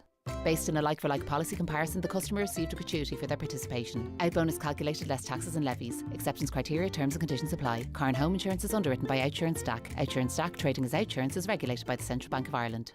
Who's watching your home while you're asleep, at work or on holiday? With the Sheridan Security Alarm System, you can be assured of round-the-clock monitoring. Our central monitoring station is on duty 24 hours a day, 365 days a year, monitoring homes and businesses in the northwest for intruder, fire, panic and medical signals, giving you the peace of mind you deserve. Sheridan Security Systems, Bonagee, Letterkenny, protecting what you value most. Call us for a free quotation on 9126 6025. Hip hip hooray! Hip and knee replacement surgery is now fully reimbursed by the HSE under the Northern Ireland Planned Healthcare Scheme. Learn how to access treatment faster at Kingsbridge Private Hospital's free cross-border drop-in information clinics, Thursday 15th of May 3 to 8 and Friday 16th of May 9 to 2 in the Community Centre and Library, Drumacrin, Bundoran. We'll book your initial consultation at our Ballykelly or Belfast hospitals. Guarantee you'll be seen within 7 days with surgery within 21 days. Why wait? Visit kingsbridgeprivatehospital.com/cross-border to register your interest today. Now we are heading to Australia because a fundraiser has been set up after two Donegal men from Dunloe was seriously injured on a construction site in Perth. John Wallace and Keelan Ward are now in hospital in Australia and are said to be recovering well, but they do have a long road ahead. Carl Wallace is brother of John Wallace, as I mentioned there, one of the young lads that was injured. Carl, how are you getting on? Thanks so much for joining us. Not a bother, Greg. Good morning. How are you? I'm doing okay. So how's John and Keelan? The boys are doing very good in regards to the accident that they had. They're in great spirits, which is the main thing, I suppose. But look, it's like it says, they have a long road of rehab and physio work and everything else along with it ahead of them. Do we know at this stage, Carl, what happened? Look, it was just a simple accident, really. A steel beam had just collapsed and kind of knocked the two boys off two mobile scissor lifts. And just literally, as a simple equation can say, they just simply threw them like two rag dolls out of the scissor lift. Oh my word! And they landed on the concrete. So look, they're very lucky boys, and unlucky in ways if you want to look at it. Yeah, and what kind of injuries do we know did they suffer? So look, there's so much to go into, but my brother John there, he's broken a vertebrae in his back, and he has 9 fractures along his spine, so they're just like small hairline fractures. Look, he had to go under surgery for 10 hours. As for Keelan, he had 2 fractures in his jaw. He had damaged some of his teeth, a shattered kneecap, and he poor tendon in his other knee, so it's a lot of injuries. Yeah, it's difficult, but are the medical teams hopeful now, following the operations and the work that's been done so far, that both lads hopefully will make full recoveries? Well, that's what they're hoping. Like, obviously, it's a hard thing to tell. It's such early days here at the minute, but like they've done X-rays, they've done scans here today. It's kind of been a busy enough day for them today, but look, they're hoping for a full recovery. Obviously, they have a lot of rehab, like I said, to do, but yeah, they're very positive that both surgeries went very well for them. Okay, that's good. I mean, obviously, this would be a disaster if it happened on a building site in Letterkenny, but you're, quite literally the other side of the world. I mean, I know there is a community there to rally round, but that sort of I suppose for the lads, as big as you can get and as strong as you can get, you want your family around you when you kind of need them. So are they coping all right with that side of things, Carl? Yeah, they are. Look, don't get me wrong. There's nothing beats your own family at your bedside when things have gone wrong and by your side to help you. But look, we've such a great community, even out here of Irish people. Like, there's people giving up bedrooms to get their family across, and look, there's I have cousins here, and even as friends, great friends, my brother has cousins, like Jeannie Mac. We can't express how much luck we have over here, you know what I mean? And do you think, Carl, is it too early to say if the lads are going to continue their recovery in Australia, because that's where they're based now, that's where they're living, or whether they intend to get well enough to travel home and continue to recoup? I presume they're going to stay in Australia, are they? Well, their plan is to stay, but as the surgeons did say, they want to keep a track of them here. Yeah. To see how they're progressing, and obviously if there is any difficulties, they know exactly who they are, what their procedure was, and so on. But look, I would imagine they are. It's early days, like you say, but I would imagine they will stick it out. Yeah, and you know what? Here. I think particularly with John's injuries, the last thing he needs is 18, 19, 20 hours on a plane, 24 hours on a plane. Now, a GoFundMe was set up, and there's been an amazing response. So, have the lads felt the love from back home? Yeah, I don't think they realise how much they're loved back home. But look, there's a great community there back in Dunlow. Like, only for the likes of Ryan Connors there, he'd be a cousin of mine, and Leanne Green, and look, there's Mark Curran, Jason McBride, Owen Dugan, Mary-Therese Keller. Like, it was their idea to come up with this. We actually didn't know what was going to happen, like how things is going to go here, etc. But like, they've been great. They've contacted us there maybe 2 days ago and just says, look, we want to do something to help you. We can't get out to you, but if there was a possibility, can we just set up a GoFundMe? And maybe there is a lot of people in our community that wants to help. So, they contacted us, and like we said, do what you can. If you want, you're more than welcome. So we couldn't believe when we woke up this morning here, they over, I think it was 20,000 euros raised, overnight for us here. Like. And they'll need that because, obviously at short notice for family to get out there, it can be incredibly expensive. And also, too, the lads are off their feet now for quite some time, so they're not earning, so to speak. So I think it's brilliant that the local community and even beyond the immediate Dunlow area are able to sort of chip in and make their lives a little bit more easier at this tough time. Yeah, like there's help coming across all over the world. Like, we've been in contact with people in Abu Dhabi that know surgeons, that's spinal surgeons that they're experts in, and just helping us. Even for Keelan there, like his knee. We were talking to a guy in Oxford that was able to help us along with his knee, and got in contact with a great surgeon here in Perth. Like, there was so much great contacts, great support everywhere. Like, even people we don't even know from all across Ireland is out here in Perth, just offering anything that they can to help. Okay. Great, like. Listen, Carl, pass on our best wishes to the boys, will you? I will, of course. Thank you very much. All right, Greg. take care. That's Carl Wallace, brother of John Wallace. John suffered quite severe injuries to his back. He's been through a 10-hour operation, and they're optimistic of a positive recovery. Keelan Ward also suffered injuries there, and he's also recovering in hospital. And there is a link to that GoFundMe page on our website. It's in the news section of the website if you want to help out there. Right, apologies for the state of that phone line. Obviously, they're on the other side of the world and in hospitals, and you know yourself, hospitals can often have dodgy connections at the best of times, I think, really, because of all the technical stuff that is ongoing. Right, okay, now we are talking history with our friend, Dr. Joe Kelly. Imagine why, Dr. Joe, on Walter Gamai? Wajan why good day and Greg is the luck day. Good morning to yourself and all on Highland Radio, and yes, wonderful with the good weather. It puts a pep in all our steps. I think everybody is enjoying the good weather. Let's say hello to Elizabeth Patterson Bonaparte. Who is Elizabeth Patterson Bonaparte? Yeah, it's a fascinating story. It's one of these stories that the more you read, the more you want to read more and learn more about her.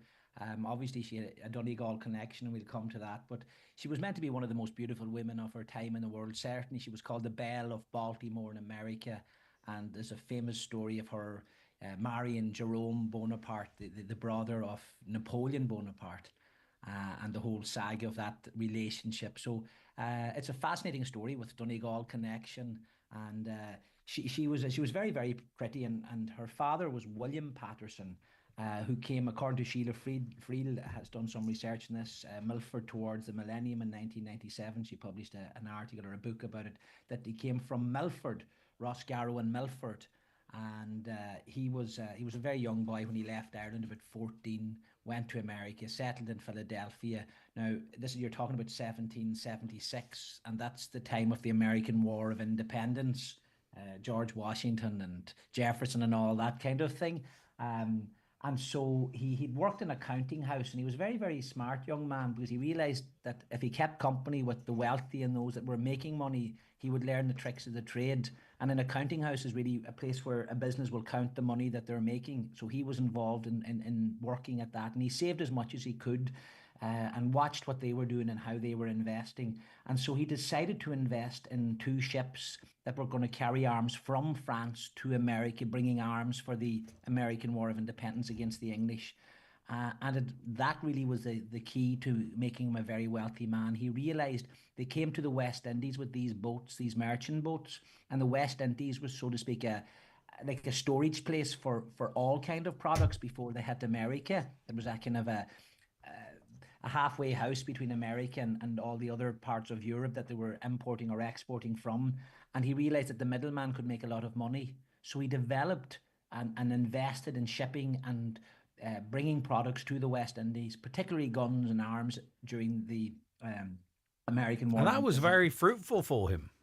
Yes, he made a terrible lot of money in that, and then he invested then in the railroads. He invested in banks. He was very, very wealthy, an extremely wealthy man, and he died a very, very, very wealthy man. And in relative terms, he probably would be considered a billionaire in today's sense. And is Elizabeth Patterson's connection with Donegal solely through her father? Was she born outside the county, or what do we know? She would have been born in America. He obviously, as a young boy, 14, lived there all his life, and but obviously had Donegal roots with Milford. And we'll see later that Betsy actually returned to Milford, returned to Donegal, as did some of her children. Well, one of her children, should I say. She had one boy, and then a kind of a stepson, if that's what you could call it, but her ex-husband's child, he returned because he wanted to know about her. But we'll talk maybe about that. But she was very, very beautiful and elegant and charming, and I think the style of the time, she was more European in the clothes she wore than maybe traditional, and would have been very much a Protestant fundamentalist. You know, the people that had moved initially to America would have been of the, you know, that religion more or less, and she would have not been so strict in the way, her decorum, her dress, and she was more into well, let's put it like this, she was more free with her dressing and how she wore dresses and gowns and things like that there, which was very much challenging the status quo of the time. But she was meant to be very, very equally as beautiful. And her father didn't obviously have a good relationship with her. He was meant to be a very strong character. Some would say he was, you know, aggressive to his wife and very controlling of his children. He made sure they were in bed before him. He was very, very strict and draconian on them. It would appear that was the way they were reared.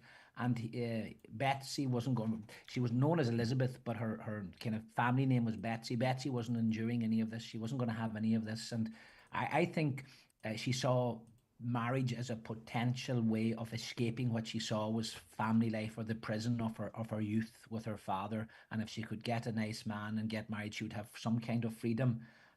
And that's where the kind of the story takes us. So she was born in 1785. So that just gives you a context of where or historical context in time. Just a little bit about her dad. You said that he died a very wealthy man, originally from the did you say Milford area?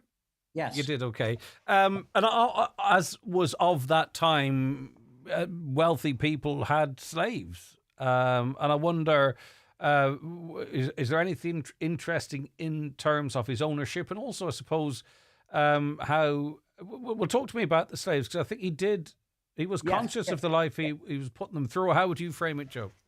Well, yeah, obviously he had a religious conscience to a certain degree, but he was very austere and very strict, and it's a matter of getting the balance and having compassion. So sometimes he seemed to have been very austere, particularly with his own children, but then at other times he's shown to have great compassion. So in his will, he didn't leave Betsy or Elizabeth very much money, because he's seen her as being a thorn in his side all his life. Wow. I think it was £10,000 he left her in some properties. Now that was a terrible lot of money.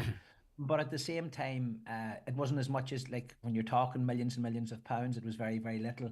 And he left he had an illegitimate daughter, and he left her money and property and wealth as well. Again, that would maybe not have been a thing that would have been done at the time. And then you mentioned the slaves. He had in his will, specifically laid out in his will, that any of his servants that had reached the age of 30 were to be made free men and free women, which was very, maybe today we think it's mad to even have slaves, but at the time it was very progressive for even to suggest but that. I mean, that was after he didn't need them, in inverted commas. Yeah, so yeah. I understand, but still. And I want to focus a bit more about Elizabeth, just sort of wrap things up about William, who may dip in and out of the conversation. But like you talked of him building his own wealth and being a multimillionaire and being from Milford but living much of his life away. Is there anything around now that is, because of him, a legacy of sorts? Yeah, well, in 1827 he donated a park, Patterson Park, still there in Baltimore. There's a street named after him, Patterson Park Avenue, and there's a high school there along that road with their name as well, Patterson. So there is a continuing legacy there, obviously, but you're going back now, almost 200 years. You're talking 1827, so here we are drawing into 2027 in that sense. But yeah, there's still a legacy, and clearly he had become a very, very wealthy man in his time. And Betsy was in the middle of all that. And talk to me about her and the type of her, because obviously she didn't have the benefit of her father's wealth, it would seem, unless you can add more information to that. But she was clearly moving in certain circles. Well, first of all, she'd have been very well educated and very bright young girl. Apart from having good looks, she was very articulate, well read. In fact, she was fluent in French. So this will lead into the Napoleon and Jerome Bonaparte. That'll lead into that, because she was able to communicate in French. She had a teacher that taught her fluent French, and she was very, very capable in that. So she was obviously a very bright young woman. And she lived in a time when America was changing. See, the whole idea of independence from England and the old ancien regime, she was of a different age, a different mindset. As maybe a wee bit like the 1890s in Ireland, and that led into 1916. There was a generation there that weren't willing to put up with what had been there before, and they went looking for something new. That was the culture revolution in Ireland. And leading into 1916. So in America, there was a revolution of independence, and it just wasn't independence in the sense of being free from England. It was independence of conscience, independence of government, independence of so many things, and the influences of other countries, not just England. And so Betsy herself loved the attire and dress and culture of Europe, and particularly France. Okay, well, listen, she's going to be in France, and she's going to meet a certain Jerome Bonaparte after the quick break. Stay where you are. Dr. Joe's not going anywhere.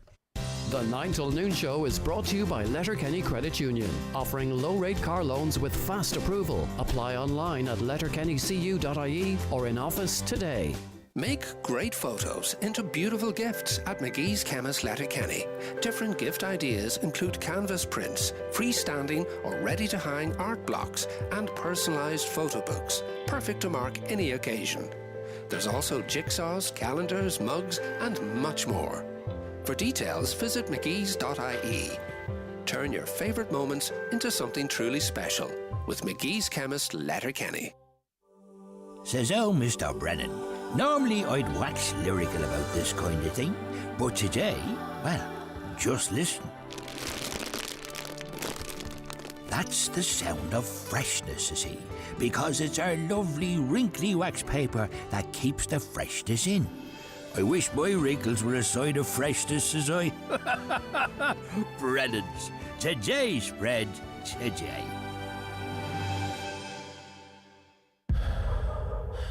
Just wanted to sort me and my friends out for a party. I only owed a few quid at first. I have to look after my granddaughter. What will happen if I don't pay? Thought I'd be safe at home, but they found out where I live. Drug-related intimidation and violence can happen to anyone. There is help available. Go to driveproject.ie to find safe and confidential services and supports in your local area. Supported by the Government of Ireland. Loganair says, let the wee ones fly. Kids aged 11 and under go fare-free this summer. Just pay the taxes. Book by the 25th of May for travel from the 1st of June 2025. Find deals at loganair.co.uk. T's and C's apply, subject to availability. Children must travel with a full fare-paying accompanying adult. Irish Hospice Foundation's Information and Support Line is a confidential service, providing information, support and resources on end-of-life care, advanced care planning and palliative care for anyone caring for someone with a life-limiting illness. Available 9 a.m. to 1 p.m. Monday to Friday. Free phone 1800 60 70 66 or email support@hospicefoundation.ie. Highland Radio weather updates with McElhenney's. Get set for summer with all new arrivals dropping every week, from fashion to footwear and homeware to cosmetics. Discover more in-store or shop online at mcelhenneys.com today. All right, continuing dry and sunny, temperatures low teens, early 20s. So we're talking with Dr. Joe Kelly. We're talking history, and we're talking about the fascinating lady who is Elizabeth Patterson Bonaparte. And she was the daughter of Donegal man, William Patterson. And he was originally from Milford, and he turned himself into a millionaire. Okay, so Napoleon Bonaparte, people are familiar with that name. So how does this lady, and I think you've kind of outlined how she ends up in Europe again, but how does she end up courting Jerome Bonaparte, brother of Napoleon? Or is he the brother of Napoleon? Yes, you're right. Yeah, of course. Yeah, okay, go ahead. Napoleon seizes power in 1799. It's an easy date to remember, and he gets the control of France. And at that time, England and France were at war. So it was a very, very precarious time politically, and particularly for America, that were trying to stay neutral. So try to put all this in the context. So the Napoleonic Wars really lasted from 1803 to 1815, the Battle of Waterloo. And Napoleon was the person behind all that. And Jerome was his youngest brother. He was 13 years younger than Napoleon, 15 years younger than Napoleon. There was 13 in the family, and he considered that Jerome was very spoiled. But he got him a commission in the Navy, and he worked in the West Indies part. Martinique was the place just below Puerto Rico, and that was a French island. And they had a Navy patrol on that, protecting it from the English. And Jerome was commissioned on the ship. And one of the things that they would do, if an English ship was coming too close, they would fire a shot over their bow to tell them they could stay back. But in this instance that he did order this to be done, it hit the rigging of the English ship. Wow, okay. And this now was considered possibly, aggression and a reason to go to war, and a very fragile situation at the moment. So they more or less got rid of Jerome, get off the boat, sent him into America. They didn't know what to do with him, but apologized for what happened, but got him away from the scene as quick as possible. And it's at that stage then that he heads into America, and he's heading to meet a friend that he had known while he was patrolling in those boats, Joshua Barney, who was an American, and told him about all the beautiful women in Baltimore. So he heads to Baltimore. He loved women, and as I said, Napoleon hadn't much time for his younger brother and his way of going. Well, with that in mind, did Napoleon have a view on his relationship with Elizabeth? And for that matter, what did William Patterson think? Yeah, well, we don't know how they fell in love, but they met. Obviously, he met Elizabeth, and you're talking about 1803, around that time. And she was 18, he was 19, and they fell madly in love.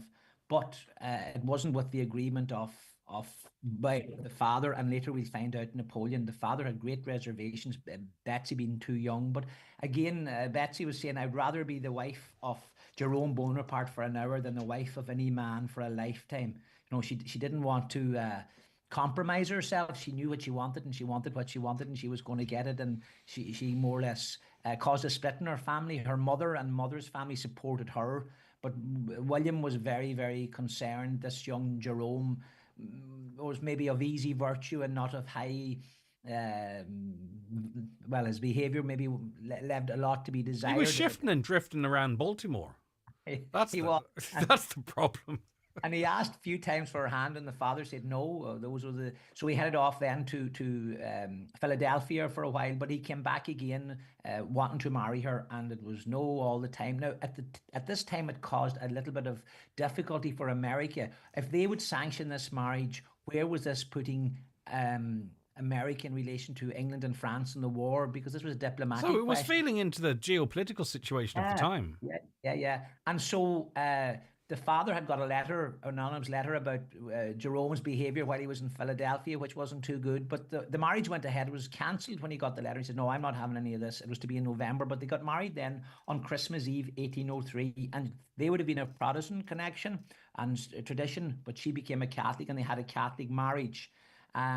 So how does Bonaparte, Napoleon find out about this? Well, he doesn't get it directly. The news spreads to London, and then the papers from London then get to Paris, and eventually finds out that his young brother has married, and he is livid. He's no way in support of it at all. It's misalliance is the French word, miss wrong, and alliance a wrong alliance, and he does everything to stop it and try to annul it. How far did he go in his attempts to have it annulled? Oh, he went a long way. He got in touch with the French General Council in America, and more or less told him, "You go to my brother, and tell him that this marriage is null," and also to make that very clear with the Pattersons. Is there some rumours he also took it up as high as the Pope? Oh, he did. He did go to the Pope, Pope Pius the Seventh. He did go there, and when he wouldn't acknowledge, he says, no, this is a valid marriage, it's been done, and he refused. So he went to the local parish church to have it annulled. But there was more to it than this. In America, the law is that you must be 21 to get married. Jerome had lied that he was 21, had he reached the age of consent. But Napoleon brought in a law that stated that you must be 25. So in French law, they weren't married. And they weren't even married legally in America. So we only have about 3 or 4 minutes at this. So with everything that's going on, were they able to travel back, Jerome and Betty, to France? And if so, what was Napoleon's reaction or the French reaction? Napoleon tried to communicate with her. Look, I'll give you an endowment. I'll give you a pension every year if you give back the name and step back, and this marriage isn't valid. And a few times they tried to get a ship to go back to France, but the Americans wouldn't carry them because of the geopolitical situation at the time. But William Patterson eventually hired a ship called the Erin, which is quite ironic, the Erin being the name for Ireland. They sailed to Lisbon, to Portugal, and they were instructed all along the coast of Europe. Napoleon had instructed that she was not to be allowed onto the soil of Europe, and she wasn't. And he went to Rome. Napoleon summons him to Rome, but wouldn't meet him, told him to write to him. And Napoleon wrote back then to his brother while he was in Rome, refusing to meet him, saying, look, this marriage is over. If you don't do what you're told, then I will cut all your wealth, your funds, etc. So Betsy, in the meantime, has to get on the boat and sails into Holland. But again, she's refused to land there. Eventually, she's taken to England. And they give her a welcome, knowing what's happening in the whole geopolitical thing. And believe it or believe it not, she had been pregnant at this stage, and then she gives birth to a son. So that was Beau. So what does this mean then for Jerome and Betty's relationship? Well, he's in Rome, she's in England. Yes, and you see in the letters that he eventually just signs it. Jerome, he doesn't with love or anything. So the relationship breaks up. And Jerome then ends up marrying this woman. She's a young girl in what would be Westphalia, would be like the Belgium area, and he becomes the king of Westphalia on the condition that he gives up his relationship, his marriage, which he does. It's remarkable that it was so important to Napoleon So she's effectively then, and the marriage isn't old, so she's a single mother in her 20s, living 20, in England, yeah. I presume, at this stage. What happened to her? Well, what was her husband Jerome wants to have the son with him in Westphalia, and she refuses that. And he offers her 100,000 a year of an income, and she refuses that because Napoleon had offered her 14,000, and she accepted that. And she said and she seemed to have a better respect for Napoleon than Jerome, because she says, "I prefer to shelter under the wings of an eagle rather than be suspended on the bill of a goose." So that's Wow. what she thought of Jerome, a bit of a goose. And they did actually meet once at a distance. I thought you were going to say at a disco. At a distance, yeah. An art gallery or something. And Jerome said to his new wife, "There's my American wife over there," but they never talked. Oh, Very wow. sad. But look, she had to build her life together, pull it together again, and she filed for a divorce herself in America in 1812. Numerous men pursued her. We could talk about that for a long time, but she didn't engage in any She of those. seemed to be really, really principled. And when she lost Jerome and he turned his back on her, I don't know if she never recovered from that or she never wanted to engage with another man again. So in the last minute, we do have the family line then. We have Elizabeth and Jerome and their son. Yes. Can that be traced? What do we know?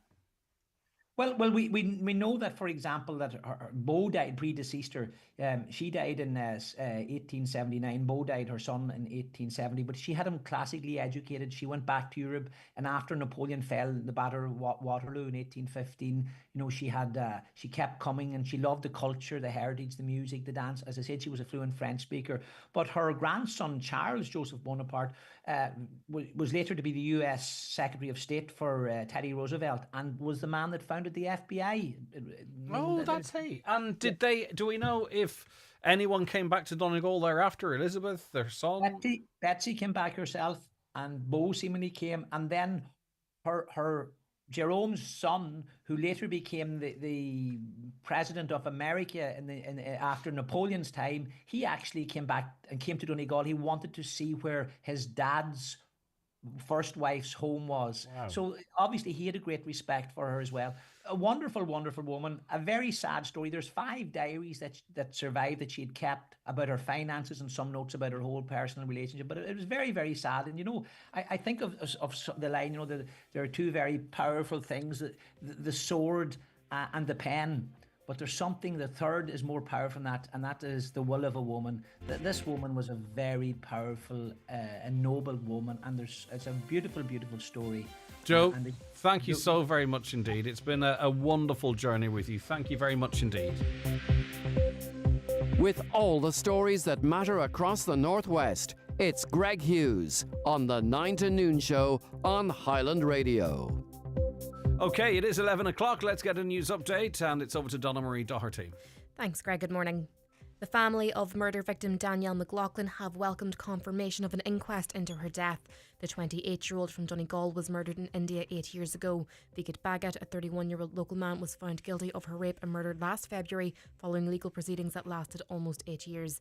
An inquest into her death is now going to be held in Donegal, with her mother thanking the relevant authorities for their compassion and their care.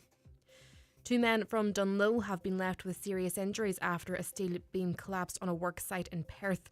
John Wallace underwent a 10-hour surgery for spinal injuries, including a broken vertebrae and 9 hairline fractures, while Keelan Ward shattered his kneecap and broke his jaw in 2 places. A fundraiser has been set up to support the 2 men and their families for what has been described as a long road ahead. Police in Derry have launched an arson investigation following a fire last night at Strathpoyle Play Park. The blaze is believed to have begun at around 10:30, causing damage to some of the park equipment. The incident has been described as sickening by local MLA Mark H. Durkin, and the authorities are now encouraging those who believe they have relevant information to get in touch. There's serious safety concerns regarding a home that has been the site of 4 collisions on the old Letterkenny Road. Councillor Jerry McMonigal told a meeting of Letterkenny Milford Municipal District that the house located on the Corky Junction sustained €30,000 worth of damage, and on at least 1 occasion the car made contact with the building. Council officials say that the necessary assessments are now underway to investigate whether a crash barrier is the best course of action for the site. And finally, a number of businesses in the betting industry have been searched as part of an investigation into possible breaches of competition law. The dawn raids were carried out by the Competition and Consumer Protection Commission, which has powers to conduct unannounced searches. It's asking anyone who may have information or evidence which can assist in the investigation to come forward. That's all for now from the newsroom. Back again at 12 noon. Thank you very much, Donna Marie. Now we're going to take a break. Coming up in the next hour, Paul McLaughlin will be with us answering your gardening questions. So if you have any questions as it relates to your garden, if you're lucky to have one, maybe you want a bit of colour or greenery inside the home. Maybe you have a small balcony or perhaps even just a windowsill. Paul's got some information to help you enjoy nature where you are. We'll chat to him after we take that break.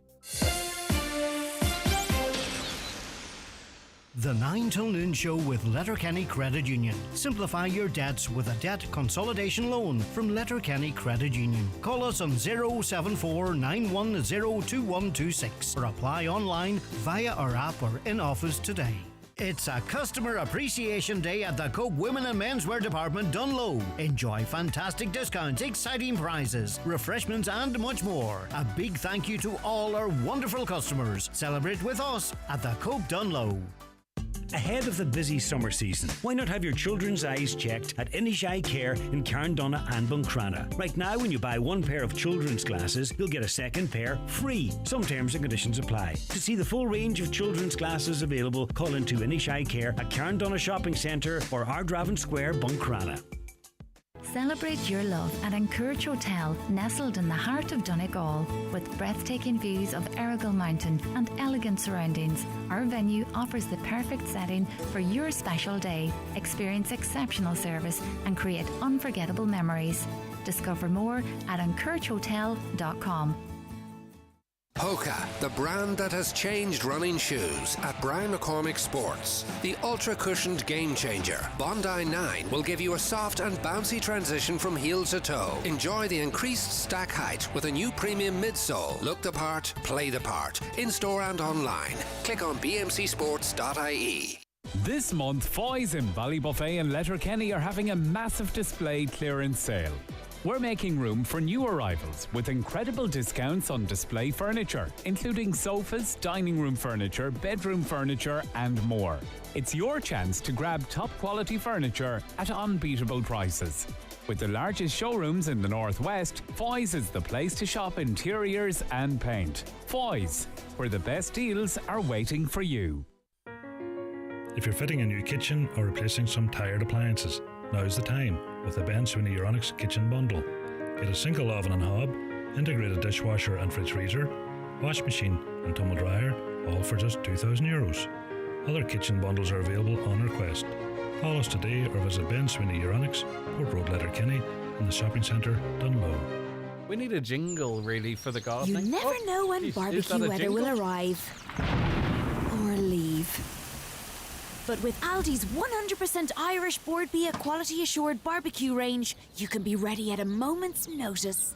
Like lean beef burgers, basted pork loin chops, and marinated chicken fillet kebabs. All for only $2.99 per pack. So go on, get summer started. Good food, good mood from Aldi, while stocks last. All right, okay, that was an accidental coincidence because it did end up sounding like a jingle. Paul McLaughlin is in with us now, our gardener in residence from Ballochdur Garden Centre. How are you keeping? Yeah, not so bad. Are you happy enough now that we can start doing stuff? Is the risk of frost over? No, I'm pretty sure the risk of frost is so, over. Well, I predicted this, and you were yes. ultra cool. Actually, since you were last on, there was frost. There was a wee bit. Nothing damaging, I don't think. All right, okay. So, I mean, when the sun meets the wind and all that jazz, have you been able to determine whether or not this is the start of a long, hot summer? Yes, I have an inclination, all right. There's no saying I've been watching the trees there, and this year the oak actually leafed up before the ash tree. So they're now saying there's oak before ash, you're in for a splash, and ash before oak, you're in for a soak. Right, so what's a splash? A splash is a wee drop of rain. Okay. Whereas a soak's a lot of rain. There always has to involve rain in some way. But hey, you're going to be at 50% chance of being right. Pretty much, aye. So why not? It's like even predicting after last year, put up 60-40. Yeah.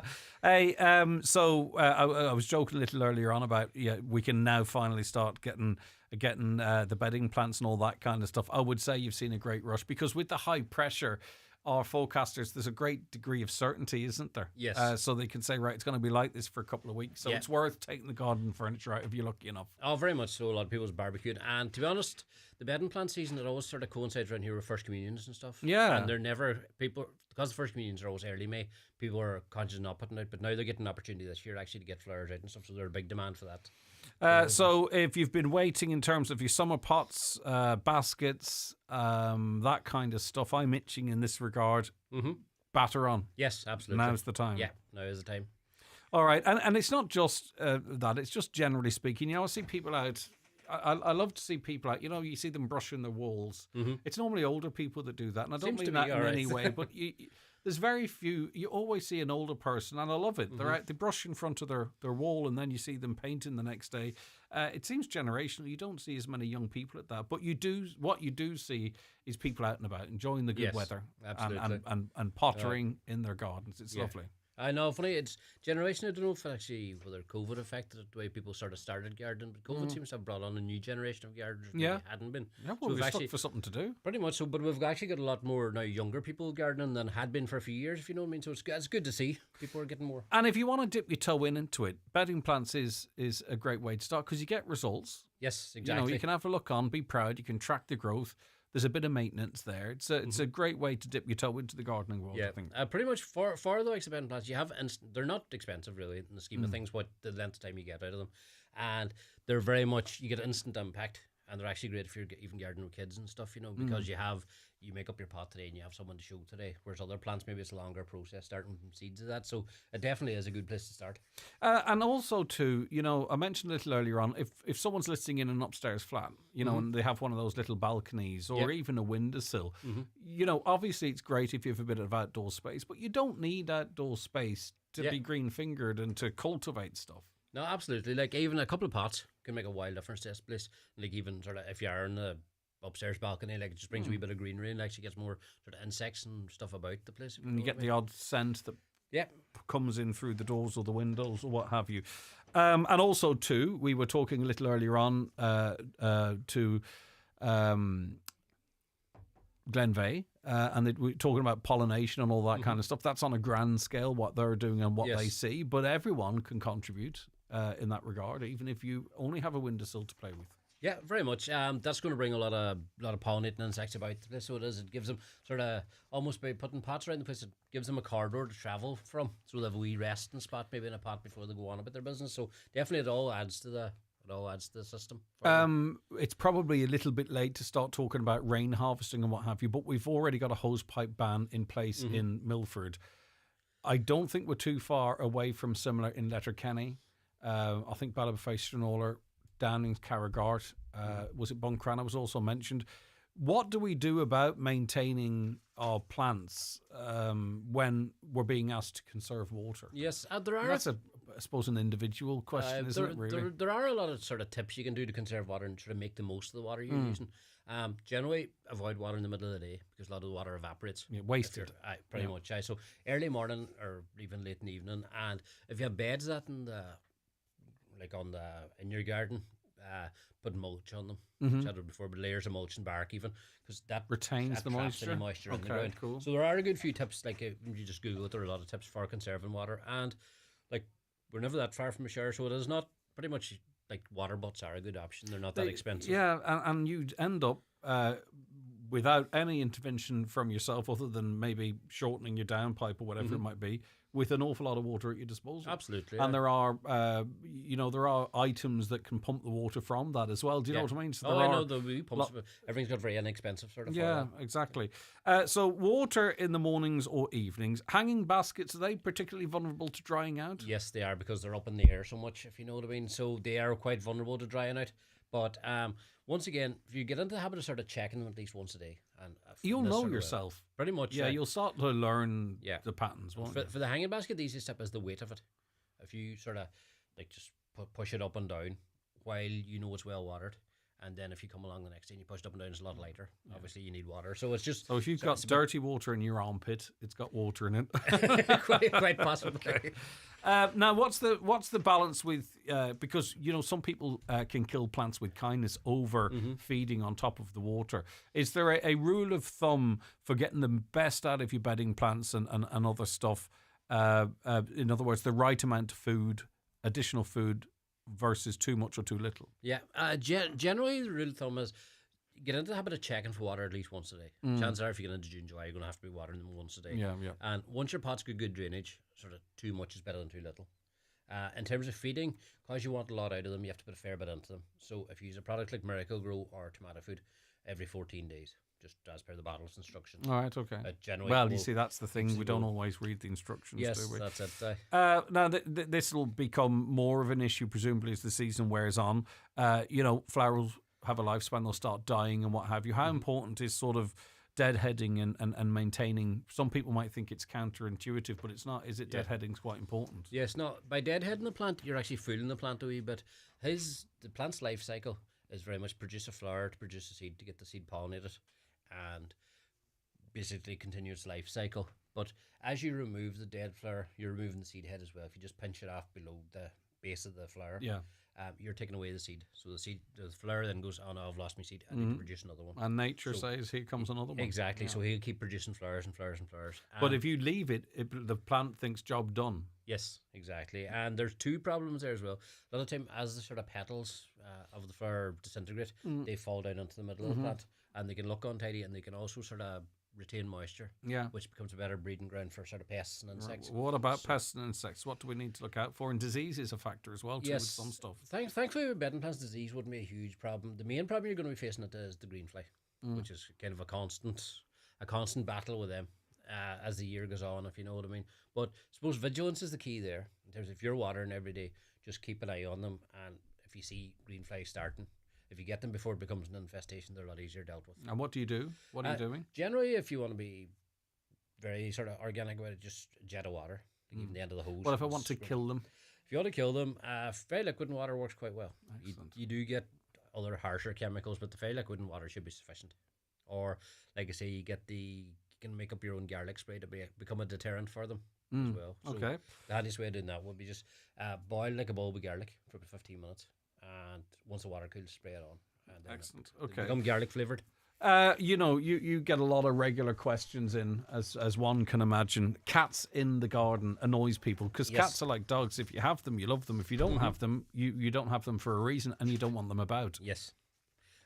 Yes, cats are a regular problem. All right. The main thing with cats is there's all sorts of products available for keeping cats away, and in my vast experience as a gardener, I have never seen any of them working particularly well. Yeah, that's positive. So they haven't. Or to be honest, cats are very smart. Yes, so of course they are. And generally, they'll find a workaround with the product, if you know what I mean. The only effective thing I've ever seen working with them is water. They don't like getting wet. So if you have cats visiting an area, using it for a toilet or whatever, actually dampen that area for a few days and just make it undesirable. Yeah. And they won't. And if you see the cat coming along, if you have a water pistol handy or the hose, just give him a wee squirt. And they're creatures of habit. So once you break the habit of him going in that particular area, they'll find somewhere new. They'll find somewhere new. Because but a lot of people have problems with them at the minute is polytunnels. In this warm weather, they like to actually hang about in the top. But sit up on top of them. Sit up on top of them. But how they get there is they put out their claws and they dig into the cover. Tear the living daylights. Yes. Okay. Right, that's the voice of Paul McLaughlin, and we'll be getting to your questions to Paul after the break. The county's #1 talk show, The 9 till Noon Show on Highland Radio. The 9 till Noon Show is brought to you by Letterkenny Credit Union. Digital loans now available. Apply online or via our app today and get your loan transferred directly to your current account. Print Supplies and Frosses delivers managed print solutions that save you time and money. With remote servicing and local support, we take the hassle out of printers and photocopiers. Stay efficient, stay supplied. Email sales@printsupplies.ie today. Print smart, save money, trust local. Joe Gallagher Entertainment presents Taylor Fever, the ultimate tribute to the sensational Taylor Swift, is making its way to the Mount Errigal Hotel, Letterkenny on Sunday the 18th of May. Hear iconic hits such as Ready For It, Shake It Off, Cruel Summer, Karma and many more. Tickets on sale from hotel reception and ticketmaster.ie. Ready to order your 252 Kia? Then get to iMotors Letterkenny from Thursday, May 15th to Sunday, May 18th. Explore the exciting new Kia range with cutting-edge tech, bold design and unbeatable value. Donegal's #1 selling Kia brand and Donegal's #1 selling Kia electric brand. We're taking 252 orders now. Your perfect car, built your way. Saturday 10 to 5, Sunday 12 to 4. Don't miss it. iMotors Letterkenny. iMotors, fearless generation. With over 1,000 TFI local link door-to-door services nationwide, if you're on our route, we're on our way. To use the service, simply pre-book the day before you want to travel with your TFI local link office. To find out more about door-to-door services in your area, visit transportforireland.ie. We're Transport for Ireland. We're transport for you. Indulge yourself with friends or a loved one at the Spa at Orchids at the Holyrood Hotel in Bundoran. A midweek or weekend spa break is the perfect way to escape from life for a while. Take a leisurely walk along the Atlantic coast. Enjoy a dip in our private pool, a plunge in our Canadian hot tub, and treatments of your choice before dining in one of the Holyrood Hotel's acclaimed restaurants. The Spa at Orchids. Book now at holyroodhotel.com. Highland Radio Time Checks brought to you by EirGrid, the operator and developer of Ireland's electricity grid. EirGrid, powering up communities, powering up Ireland.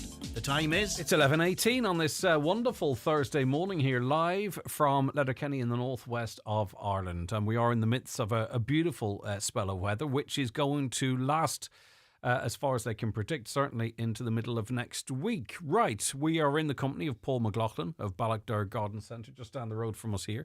And to some of your questions coming in so far this morning. Hi, Greg and Paul. Hello. My hydrangea is in a pot. I haven't touched the branches. It started to green up. What do I cut back? Generally, if it's greening up now, I wouldn't cut back very much at it, would be the short answer.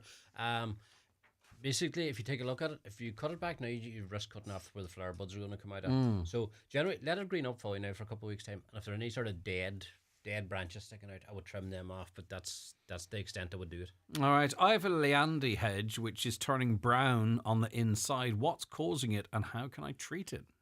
Generally, I suppose it depends on the age of the Leandy hedge to an extent, but they naturally turn brown on the inside anyway. Okay. It's just basically the foliage is only on the outside. But they're starting to probably see parting and it's probably coming through. And, yes, but due to the lack of light inside. So if it's a young hedge, it's perfectly natural. If it's an older hedge, sometimes at this time of year can be drying out, or maybe you've cut it back a wee bit hard. So the general tip there would be give it a good run of fertiliser now. And do you do that at the base? Yeah, just at the base and give it a watering in, and hopefully that would hopefully that'll bring on the green growth. Yeah, so the inside that's nature, and really what you're looking to do now is to promote it to flourish on the outside. Yes, exactly. Okay. Why is it difficult to grow basil in pots? What am I doing wrong, Paul? Basil in pots, generally, basil is probably one of the more difficult herbs to grow. We've talked about this before, haven't we? Yeah. So it is. A few things. A lot of people, if you're growing them from seed, maybe start too early. Basil is actually, because of Mediterranean plant, it likes heat. So you could actually, if you tried starting it from now, maybe you might have more success. Mm-hmm. The other thing is just to be careful of watering. Generally, people tend to water it a bit too much. Like I say, because if it's from a warmer climate, it's used to less water. Exactly, yeah. And even actually for the herbs themselves, the flavours become more intense with less water. So try that out. Basically, a wee bit of liquid fertiliser every so often too should help it along. My grass isn't green. How can I make it greener? Make greener, probably fertiliser would be the one. Like lawns, this time of year you cut them 10 times, so you're taking a lot out of the lawn. So generally to make it greener, you need to add fertiliser. If you want to just green it up, someone's fairly high in nitrogen, depending on the size of the lawn. But a good thing for actually greening grass without doing too much would be seaweed. And how do you put that down? Generally, seaweed comes granular now. Okay, so it's a product that you're purchasing, product, exactly, right? Okay, it is just a refined seaweed from the seed. Like there are a few companies in Donegal actually doing and it's been ground down. Ground down, exactly. So it comes in pellet form. So you just put it on like fertilizer. Would you need moisture for that though? To sort of generally, it would help. All right. Yeah. If you're because it's going to be dry for the next wee while. If you're doing any sort of fertilizing, it's a good idea to water it in maybe. I mean, it's possible moss and weeds on people's lawns might sort of as the ground dries out, might fade a little bit now. But a couple of questions in relation to that moss and weeds. Yes, moss and weeds generally is always a problem at this time of year. All right, so it is, especially after the wet year last year. Moss is a huge problem. So pretty much, give it a good run with a scarifier. Test to pull out all the moss and give it a wee overseeding at that point, and that should actually. And now is a good time to do it because, like you say, the moss has dried out and it's become looser almost, so it's a bit easier to remove. Okay, so get out that now. Can you ask? I need to have very well bloomed hanging baskets for outside my house for an important event in the 3rd week of May. I don't know if this is a brand new question. We're in May now, aren't we? Yes, this is next week. All right. Where would be best to get them, please? I suppose your local garden centre should have them. You can have a ton of colour. You might not have that maturity of the hang on. Maybe you can get more advanced plants. To be honest, it'd be rare to get them advanced at this time of year because people want them to last the season. So if you have them produced too early, they don't last. But freshly planted, they're still going to look wonderful. Freshly planted. And the other thing to do was, if the hanging baskets available in your local garden centre have enough flowers in them themselves, there's probably wolf plants there that have flowers this week. So you just go and you could actually do them up yourself, My garden's covered in dandelions. Any advice? Should I leave them, cut them with the lawnmower, or is there anything I can use to kill them off? Killing them off, generally dandelions they tend to be very sporadic through a lawn. Probably the handiest way is to actually physically dig them out. Yeah, and there's wee tools you can get. Daisy grubbers, I think they're called. You push them in and rotate, I think. Yeah, just pull them out that way, if you know what I mean. Does that take much ground with them? No, it doesn't really. You actually don't really have to repair it even. All right, brilliant. So digging them out like that there, a lot of people advocated them and leaving them for the month of May for bees and stuff like that. So if you weren't concerned about a very, very tidy lawn, you can do that for a while. Or even just cut them with a lawnmower. They tend to top them, really. You're topping them on. Yeah, exactly. And it's kind of an indication when you need to get the mower back out again. Morning, could you ask the gardener why has my laburnum have its flowers hidden and green foliage shown more this year? Is it because it wasn't pruned last year? When is the best time to prune? Also, I have hanging laburnum, which flowered the first year but never flowered since until this year, but it has shoots going in all directions. How can I sort it out? Coming in from Bernie there. Very good. Well, at least they sound to be good, healthy trees, so if they have plenty of green foliage. For flowers like that, what you'd want to do, your laburnum probably in the springtime would be treated with a bit of potash, which is going to encourage flowering. Laburnums are actually lovely trees, so they are now, I see one just down the road, about 100 yards down the road from here, flowered out at the minute. So they're just coming into flower now, so I wouldn't be too concerned yet for another week or two, because where the flowers are hidden, it may actually be just that there are more flowers coming. Yes. The other thing was, if the flowers are hidden, you could trim them back a wee bit now, but generally, sort of into early mid-autumn, by the time to give it a proper pruning if you're going to move the leaves come off. But wait and see, it might come into its own. Yeah. But, generally, treatment of potash in the springtime should encourage better blooming. Here's another one actually on laburnum trees. Only half of it bloomed this year. What's going on? Again, maybe it's early. I don't know. Good question. Maybe it's sustained a wee bit of damage on the other side or something, if you know what I mean. But possibly want to set on a picture. If you don't need to bring a picture to your local garden. Yeah, it might be more evident. Might be more evident, but that's hard to say, to be honest. But once again, a fertilising might. But the fact that it's half and half is a bit peculiar. I wonder, is it bloom in terms of with the flowers or with the leaves? Yeah. Okay. Well, we can check that out. You talked about cats. How can I keep hens away from my flowers? I mean, are they their own hens? Are these neighbours' hens? I mean, I don't know. Maybe they have free-range hens that are going at the flowers. Can they coexist? They can coexist. A lot of people actually, a lot of vegetable growers would actually put hens in through their stuff, right? Because it's a natural treatment for slugs. The hens are picking away, so they're going in, so they let them in for maybe an hour a day just to pick through the stuff, because generally it's the slugs they're looking for, it's not the flowers that they're looking for. So, apart from fencing them off that particular area, I don't know much, to be honest. No, I mean, you're not going to use a water pistol on hens. Possibly not. Right. I have a 21-year-old golden lilandi hedge around my property. I'll be demolishing my home this summer due to defective concrete, and I want to get rid of the hedge while I'm at it. My question is, if I cut it at the stump, will it grow back, or should I get the roots out with a digger? But I have other trees, shrubs planted about 3 meters from it. Will their roots be damaged in the process? So this is interesting. This is a mature garden. They've got stuff they want to maintain. They want to get rid of the hedge. If they get rid of the hedge, roots and all, are they going to damage roots of nearby trees or what have you? Or if they cut it down to the stump, is that the end of the hedge? Yes. Basically, the land, if you cut it down to the stump, that is the end of the hedge. The hedge won't grow, but you still have the problem of the roots in the ground.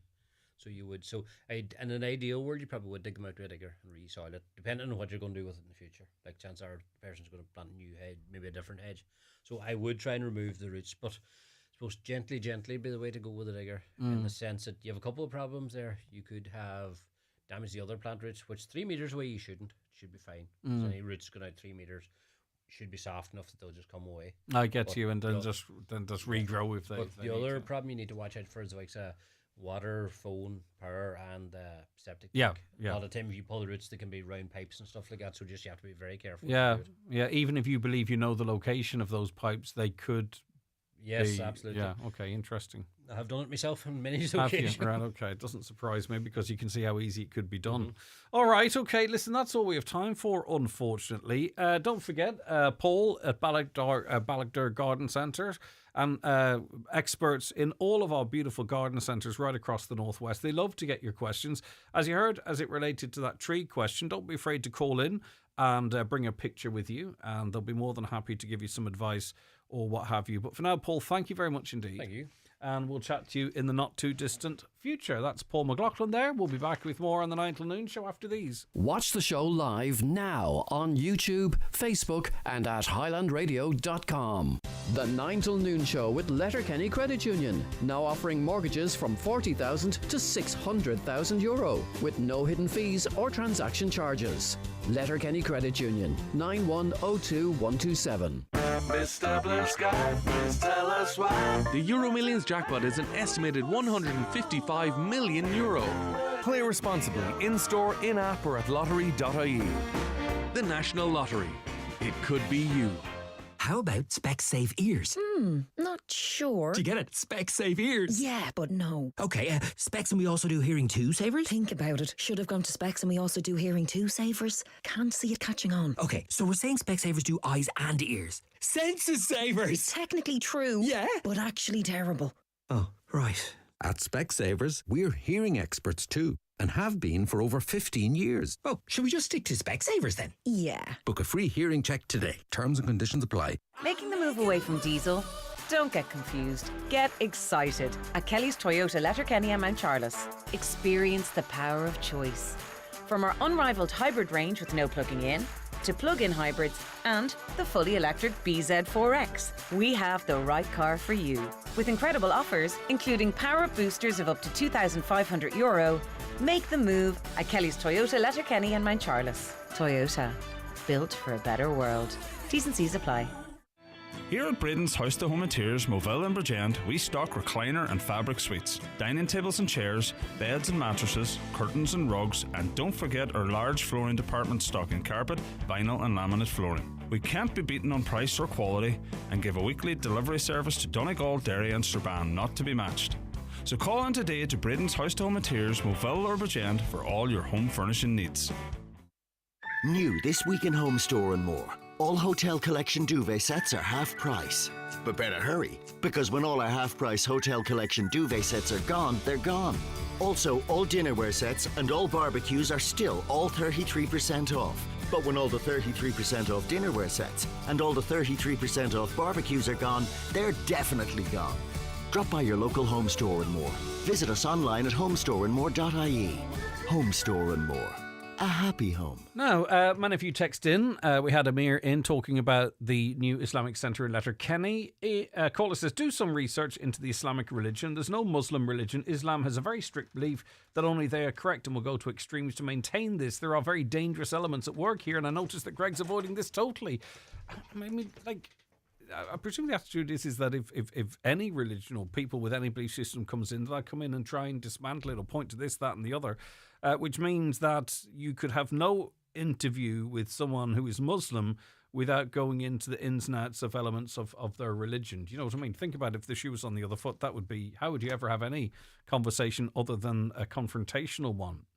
Hi, Greg. Just as you mentioned cycling, I was driving out towards the Dry Arch yesterday evening. There was where there was over €50 million spent on pedestrian and cycle lanes, and a cyclist was on the actual road cycling. That's not unusual, it would seem. All right, in studio with me is our own Donna Marie Doherty, presenter and producer of Oz to Protect on Highland Radio. Hi, Donna Marie. Hello, how are you keeping? Good to have you with us. Right, this is the second season of Oz to Protect, isn't that correct? Yeah, it sure is. We did put out our first episode last night, and it is available now to listen back to on the playback section of the website.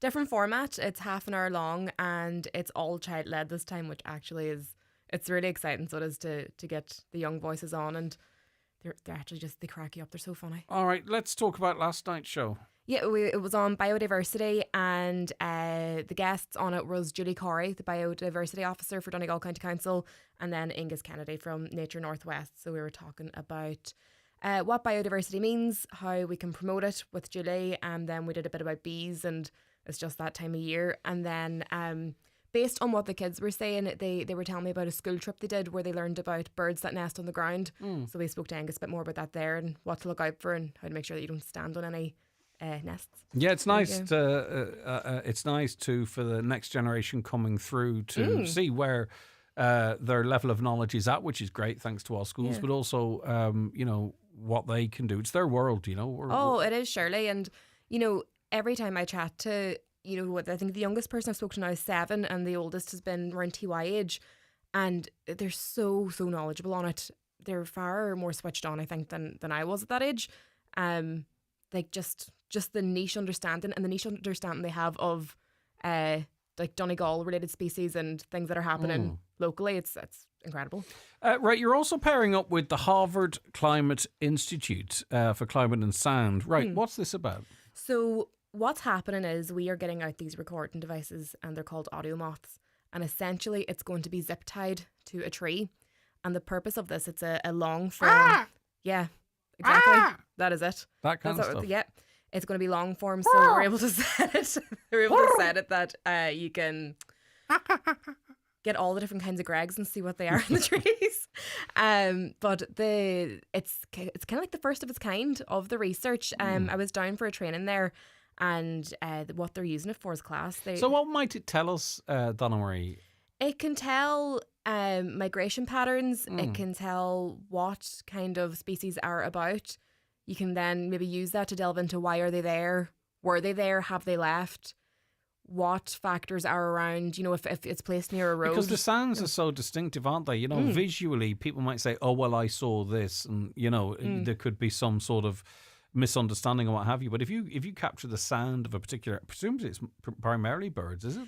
I think for this one it will be primarily birds. So, you get the sound of a cuckoo. We were talking to Lee about that a little earlier on. It's clear what it is, but it's also, you can't dispute it. It's there, and you'll know in the general area that it was. I'm just using the most obvious and basic example. So surely. I think really it's the data will drive what we learn from it rather than trying to reaffirm what we already know. It will. In the past, it's been used to track the migration patterns of the spotted owl that was over in America. So they had loads of the devices taped to different trees, and they were able to see how it moved throughout the day. Why was it going to certain places?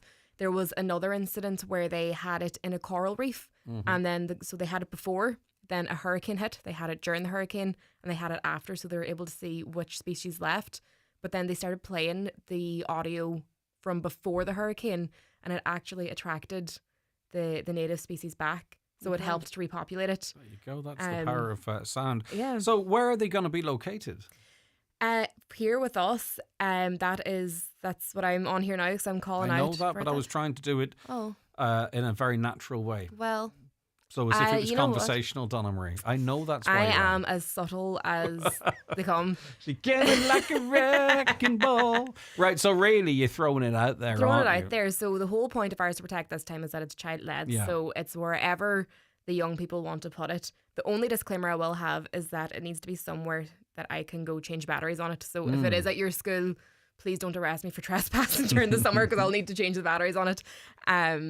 So it's if you, like Lee was saying this morning, if you hear a cuckoo around your school and you want to capture that would be ideal. Okay. It generally will need to be kind of up high, because it can need to be close enough to capture it.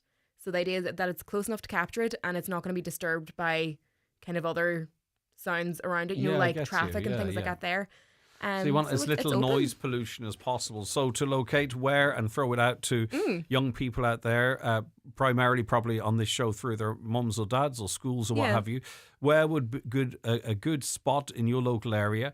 And I suppose the more activity there is, potentially, the better as well. You know? But because you'll pick up bats and everything with that's an audio So mod. it can be set. So there's loads of different settings on it. It needs to be set to a different frequency for bats. But if you know that there's bats in the area and you want to see how many, is it a seasonal kind of thing? You know, that's what it's all about. Okay, It's so interesting. how do people give their suggestions? Because you're going to leave this open till tomorrow week. Tomorrow week. Okay, so how do people contact you? They can email me at donnamarie@highlandradio.com. All right, and it's about, maybe it's at your school, and I think, this would be a nice thing for teachers to sort of tie in. It will surely, and it's the first of its kind. So, we're doing it here in Donegal, but there's 16 other stations across Ireland doing it. And it was Dr. Cara Oler was saying, that this data is going to be used and referenced for years to come because there has been no kind of widespread study of Ireland on climate sound. So it's exciting. It is, yeah. And we are one of 15 or 16 around the country making it part of the first time this has been done on scale throughout the island of Ireland. So it's not exclusively for schools. It could be you'll know yourself, somewhere close to you where there's potentially a lot of activity, I presume, yeah? Yeah, and you know what, even if it is a case where you used to hear birds and you don't now, why is that changed? The sound of silence will not tell us anything, Donna Marie. I know that But there'll be other I signs. got a D in science in 6th class. How did you got graded in 6th class? No, but I never went to proper school really properly, so I never did a state exam, so I had to make something up. So in other words, the absence of something in and of itself can be quite telling. And why that absence is there, it's... And who will you liaise with the suggestions? Is this going to be your call, or you mentioned a doctor there? Are you going to sort of liaise with them, or is that to be determined? To be determined. You can let me know if you have any ideas, and we'll have a wee process of just sorting through it, and Lovely. then... Okay, so that's only part of the wider project, which is Ours to Protect. It is a scheduled programme, but on demand as well. Maybe even play it in the classroom. Who's to say? It is certainly led by and geared to the whole population, but hopefully will be of particular interest to younger people. We've had the first 30-minute episode. It was broadcast last night. It's a podcast for you now on our website. And then the next 5 episodes then are broadcast... it's going to be the second Wednesday of every month. So the next episode's on the 11th of June. And if you have any thoughts on food waste, you can send in a voice note. You can send emails on your questions, thoughts, ideas. Excellent. All right. That's Ours to Protect. That's Donna Marie Doherty. Her email address is donnamariedoherty@highlandradio.com. No, DonnaMarie@highlandradio.com. Is it really? Okay. DonnaMarie@highlandradio.com. And get your suggestions in, whether you're a school or an organisation or an individual, where would be a good place to place one of these audio moths. And it is part of a project amongst a load of different stations. We're going to have them all around the country, and as you say, this will be information that will be. It's going to be referenced for the ages. Brilliant stuff. Thanks, Donna Marie. Really appreciate it. Donna Marie Doherty there. As I say, just to remind you one more time, you can listen back to that podcast. Podcast right now on our website on demand, highlandradio.com. Right, now, tomorrow is Friday. Just to give you an early reminder that we'll be discussing all the big stories of the day and week, even stuff that might break overnight with our Friday panel, and we've so much more besides. So tune in to that from 9. But now I'm going to go to our language planning coordinator at Línra Letterkenny, and that's Barbara Ucahal. Good morning to you, Barbara. How are you keeping? Lovely to see you. Greg, I'm grand, thank you. Lovely stuff. Now, a wonderful day of Irish is upcoming this weekend. Talk to me about what people can look forward to and get involved in, Barbara. Yes. So we have a full day going on in the Gaelscoil on Saturday, the Gaelscoil in Glencar. So we have a Gian Cursa, or 1-day Irish course. So anybody, maybe they've never done any Irish and they would like to get a taster, or maybe they want to dust off their Irish because it's a bit rusty, or people who are more fluent who want to kind of, just enjoy the experience of being immersed in it for the day.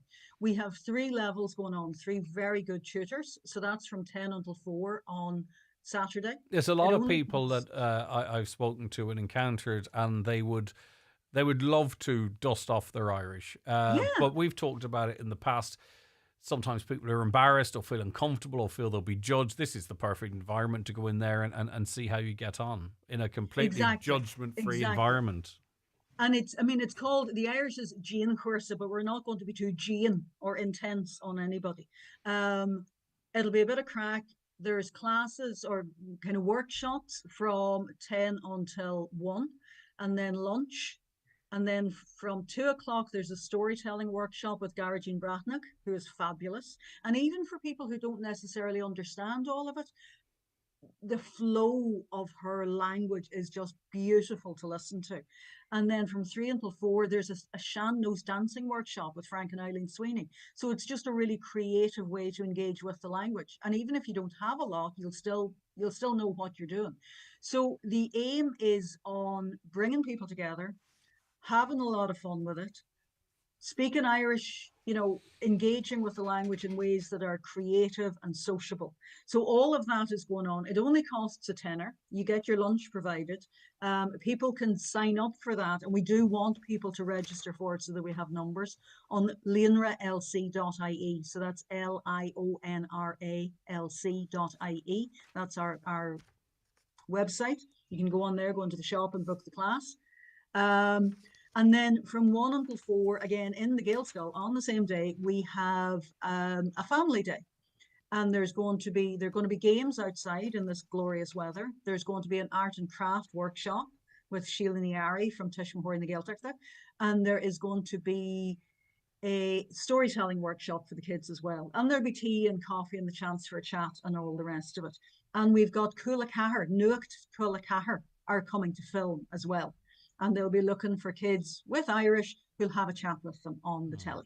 Lovely. So that's quite exciting And too. people talk about engaging and being in contact with the language or the culture. It doesn't actually mean you have to speak it either. You can be around it as well and take from it what you wish.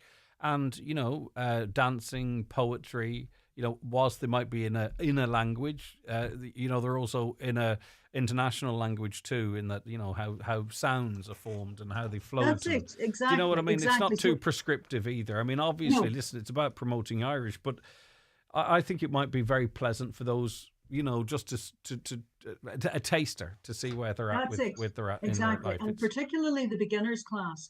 There are people from all over the world doing Irish classes with us already. And we know there are a lot of other people who've never had the opportunity to do Irish who would love to do that. So come along on Saturday, sign up with us, or even just give me a ring, 086 075 1663, and tell us you're coming along on Saturday and just get introduced to the language. We have Bríd Niachna working with that group, and she uses song as a way of introducing people to the language. We have Shano Davin working with the group who have a certain degree of fluency. And then we have Duna Longain, who is a poet and writer and Shanachie, working with people who have more fluency, and they'll be able to dip into some of the folklore and stuff like that. So fabulous workshops that will really give people a great opportunity to engage Lovely. with the language. And it's then, as I registering. say, You need to know, you want to know the numbers as well. It's only a tenner, and that includes your lunch. So how do people? You mentioned your number there. We'll retain that if anyone wants to give us a call. Is there a website or an email that people can sort of express an interest as well? Yeah, absolutely. They can go on to our website, which is lionralc.ie. So that's LIONRALC.ie. We have a shop on there. Go in there and you'll find the Gian Cursa. That's what it is in Irish, a one-day Irish course. Give me a ring on 086 075 1663. Or and it's all at us. the Gaelscoil in Glencar, isn't that where you said? Yes, it's Okay, all brilliant. happening there. Yeah. Lovely, and lovely bit of outdoor activity involved in there as well, given the beautiful weather that we're having. Thank you, Barbara. That's it. Goramila Maihagat. Slán, thank you so much. Bye-bye, Barbara. Cahal there, language planning coordinator at Líonra Letterkenny. Back with more shortly. The 9 till noon show is brought to you by Letterkenny Credit Union, with monster loans available up to €60,000 for all occasions. Visit letterkennycu.ie. Is the end of cap payments in sight? In this week's Irish Farmers Journal, we report on growing fears that Brussels is poised to axe the cap. Commission proposes lump sums for small farms. Mart's war on TB proposals could hit farmers' pockets. Lakeland Dairies sounds alarm over stormount threat to cow numbers. Find out how much Tirlawn's share spin-out is worth to farmers. Minister pledges to pay remaining acres money within weeks. Plus, win a Yamaha quad. Collect your first token this week. All inside this week's Irish Farmers Journal. Make more meals for less with Dunnes Stores, where you'll save on ingredients to make delicious hot dogs. That's an 8-pack of Irish pork sausages, just €1. Cooked in a pan before serving in buns, 6 for just €1.10. Delicious with your favourite toppings.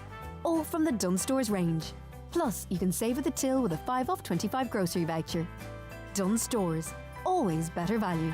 Terms and conditions apply. Voucher can be used on next in-store grocery shop of €25 or more. All access to Audi is all yours with the 252 Audi range. Enjoy exhilarating test drives, exciting offers, introductory incentives, and exclusive product packs for a limited time during Audi All Access in dealerships nationwide. Discover all the advantages to owning a new Audi this summer. Terms and conditions apply. Audi. Vorsprung durch Technik. Are you renovating your home or moving house? Either way, it may require a clear out. Before you fill your skip with items you no longer need, think circular and ask yourself, can the item be reused, given to family or friends, recycled, donated to charity, or even sold? So think before you skip it. Go to mywaste.ie for help and suggestions on how to do a clear out in an efficient and circular way. Brought to you by the Government of Ireland. Highland Radio weather updates with McElhenny's. Get set for summer with all new arrivals dropping every week, from fashion to footwear and homeware to cosmetics. Discover more in-store or shop online at mcilhennys.com today. Okay, the weather forecast, it is simple. I'm sorry, I can't add any bells and whistles. It's dry and sunny and the temperatures are in the high teens or low 20s and winds are light. 086 60 25,000 is our WhatsApp and text number, 086 60 25,000, or give us a call on 074 91 25,000. Even though it's late in the show, the lines are still open. Right now, Paddy Doherty is owner of Doherty's Hospitality, and they have just bought McGrory's Hotel in beautiful Culdaff. And Paddy's with me now. Good morning, Paddy. Good morning, Greg. How are you? Thanks for having us on. No, it's great. And we wanted to bring you on to celebrate something, because it's important. A lot of conversation about closures and all that type of stuff. So when we have a sort of an iconic business reopened, reimagined, it has to be celebrated too, I think. Yes, I think I'm in business in an engineering company for 40 years. I own a group called Electro Automation. And about a year ago, we went in and we opened up Doherty Hospitality. And we initially bought the Eagle pub in Glastool. And we're currently trying to buy the Queen's in Dalkey. And then in the last couple of months, we were approached about McGrory's. We heard the news that McGrory's had closed down after 100 years. And we got an approach to see could we purchase it. And I met Kieran and Stephen Devine, the two owners, and we came to a very, very successful negotiations. And I'm very proud today to be the new owner of McGrory's. And it's a very proud day because it's opening today. Why? What is it about this project and meeting the former owners that, with someone like you, Paddy, you know, it has to click with you on not just a financial level. I would imagine at this stage in your career, there has to be something else there that captures your interest. What was it, if I'm correct in how I framed it? Well, I say I've been 40 years to be an overnight success. So when I heard McGrory's was up for sale, I was absolutely amazed, and it's been a great McGrory's. We grew up with McGrory's. McGrory's has been a great tradition, family tradition of music, culture, best of food, hospitality, everything. And I was absolutely great for me, a great opportunity to be able to buy it actually. And I've accumulated an absolutely fabulous team under Udo Whitman. And we have most of the original staff back on the premises again. We're totally doing a big tidy up today. And we have our minister, Charlie McConlogue, doing an opening today at 3 o'clock. So I'm really looking forward to it. And also more important for the area, it's in McGrory's and Guelph is actually a cultural part for the whole area, and the number, I think we've got over 100,000 wishes and everything else since we made the announcement. So it's been great. And obviously, it has been standing there for a long time, holds an awful lot of memories and tradition and what have you. That's there. But what do you want to have you brought to the experience, Paddy? Because you'll want to put your own impression on it, your company's own sort of fingerprints all over it. So what is the plans, or what has changed so far? Well, I think we've got the best culinary team under Udo, and I think what we're doing from Malin Head to, we're taking the best crab, lobster, oysters from the area, totally organic food, vegetables, all local food, and putting that together and having an absolutely top-class 4-star quality cuisine here for Inishowen. And also then with our 18 bedrooms, and separately wise, we have 9 bedrooms coming on board in Malin Head. Towards the end of the year, so that will have 28 bedrooms for the area, which is badly needed in the acute shortage of good accommodation in Inishowen. Yeah, it sounds fantastic. Inishowen is probably the best. We're all prejudiced up here, but we think Inishowen is the best place in Donegal. Well, today I'm going to let you have that one, Paddy, because it's such an important day. And listen, it's right on the Wild Atlantic Way as well, so you get the pleasure of welcoming, the local community, people from the wider area, but also our visitors, to give them the Donegal Céad Míle de Fáilte. Yes, indeed, and I look forward to it. I'm looking forward to meeting people coming in, because even since we started doing renovations in the last few weeks, every time a door was open, people are trying to come into the place. So it's been great, absolutely, and we're looking forward to it. Looking forward to all the locals coming back. Because, of course, you're viewing this as an all year round. We have the tourism season, and now the shoulders of that season are spreading out. It's almost runs now from Easter to Halloween. But you want this to be a busy, thriving business 52 weeks of the year, I'd imagine. Yeah, no, we're going to open it all the year round. We're going to have music, top quality music here on Thursday, Friday, Saturday and Sunday. And then we're going to have big acts every 2 weeks. We have Sean Keane here on the 29th of May, and it's been sold out. I think we have some more tickets being available, but we're trying to bring music. McGrory's has always been the home of music, so we're trying to keep that culture alive, both music, food, and keep all the traditions that it is there, keep it going. Yeah, these hotels and businesses are vital to an area. They lift everyone, especially big, significant businesses like this. So congratulations to you. A wonderful day. Enjoy the opening with Minister McConnell at 2, and continued success or success. Of course, the company's incredibly successful, but we wish you nothing but success at McGrory's Hotel in Guelph going forward. Great, Greg, and thank you, and a big welcome to anybody who wants to come and see us. Lovely stuff. All right, Paddy, well done. Enjoy the day. There you go. As I say, we like to celebrate stuff as well, and that's brilliant. We were speaking to Oliver was that yesterday in Downings, right in the heart of Downings, really important centre, 7 or 8 offices there. The trunk of fibre broadband runs past the building, but they've been told they can't get fibre broadband there. It's available either side of them, but for some reason they've been told they can't get it. Very frustrating, because it's a tourist area. The mobile coverage is intermittent, probably fine in the winter to some extent, but when the visitors arrive, the content ratio means that the download and upload is squeezed. You can be there with 5G and not even be able to use your phone. We're still pursuing that to see if we can get any firm answers from either AIR or the National Broadband Scheme. I'm sure they're making their own inquiries, but we're looking into that as well. So then, of course, we get other people contacting us in similar situations. Good morning. I'm in the exact same situation with the broadband as Oliver. It's actually running past my house, and because I'm on the town boundary but not far enough away rurally, my neighbours on either side of me have access to high-speed broadband. There are 2 members in the household working from home, which on some days can be quite difficult. That's coming in from the Carndonagh area. I had the same problem with broadband in Dunfanaghy.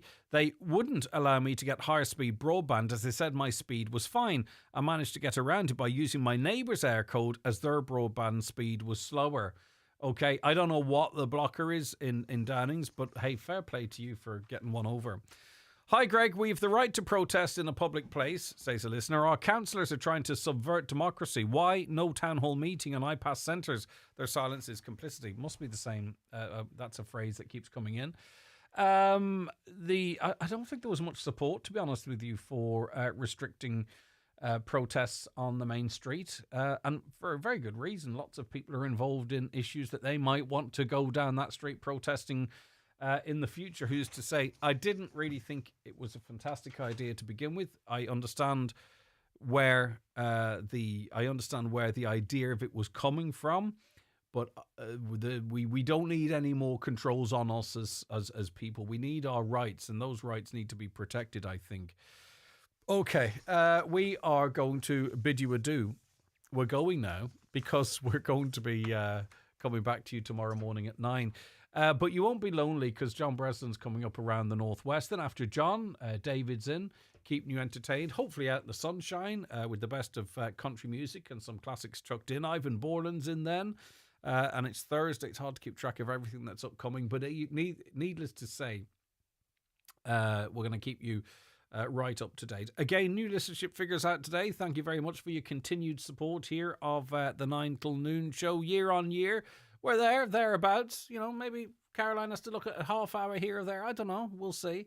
But anyway, listen, we really appreciate the tens of thousands of you that listen to the show every single day and throughout the course of the week. That's embargoed to 12, so I'm not strictly going to mention it. But by the time it comes around tomorrow, I'll have lost interest.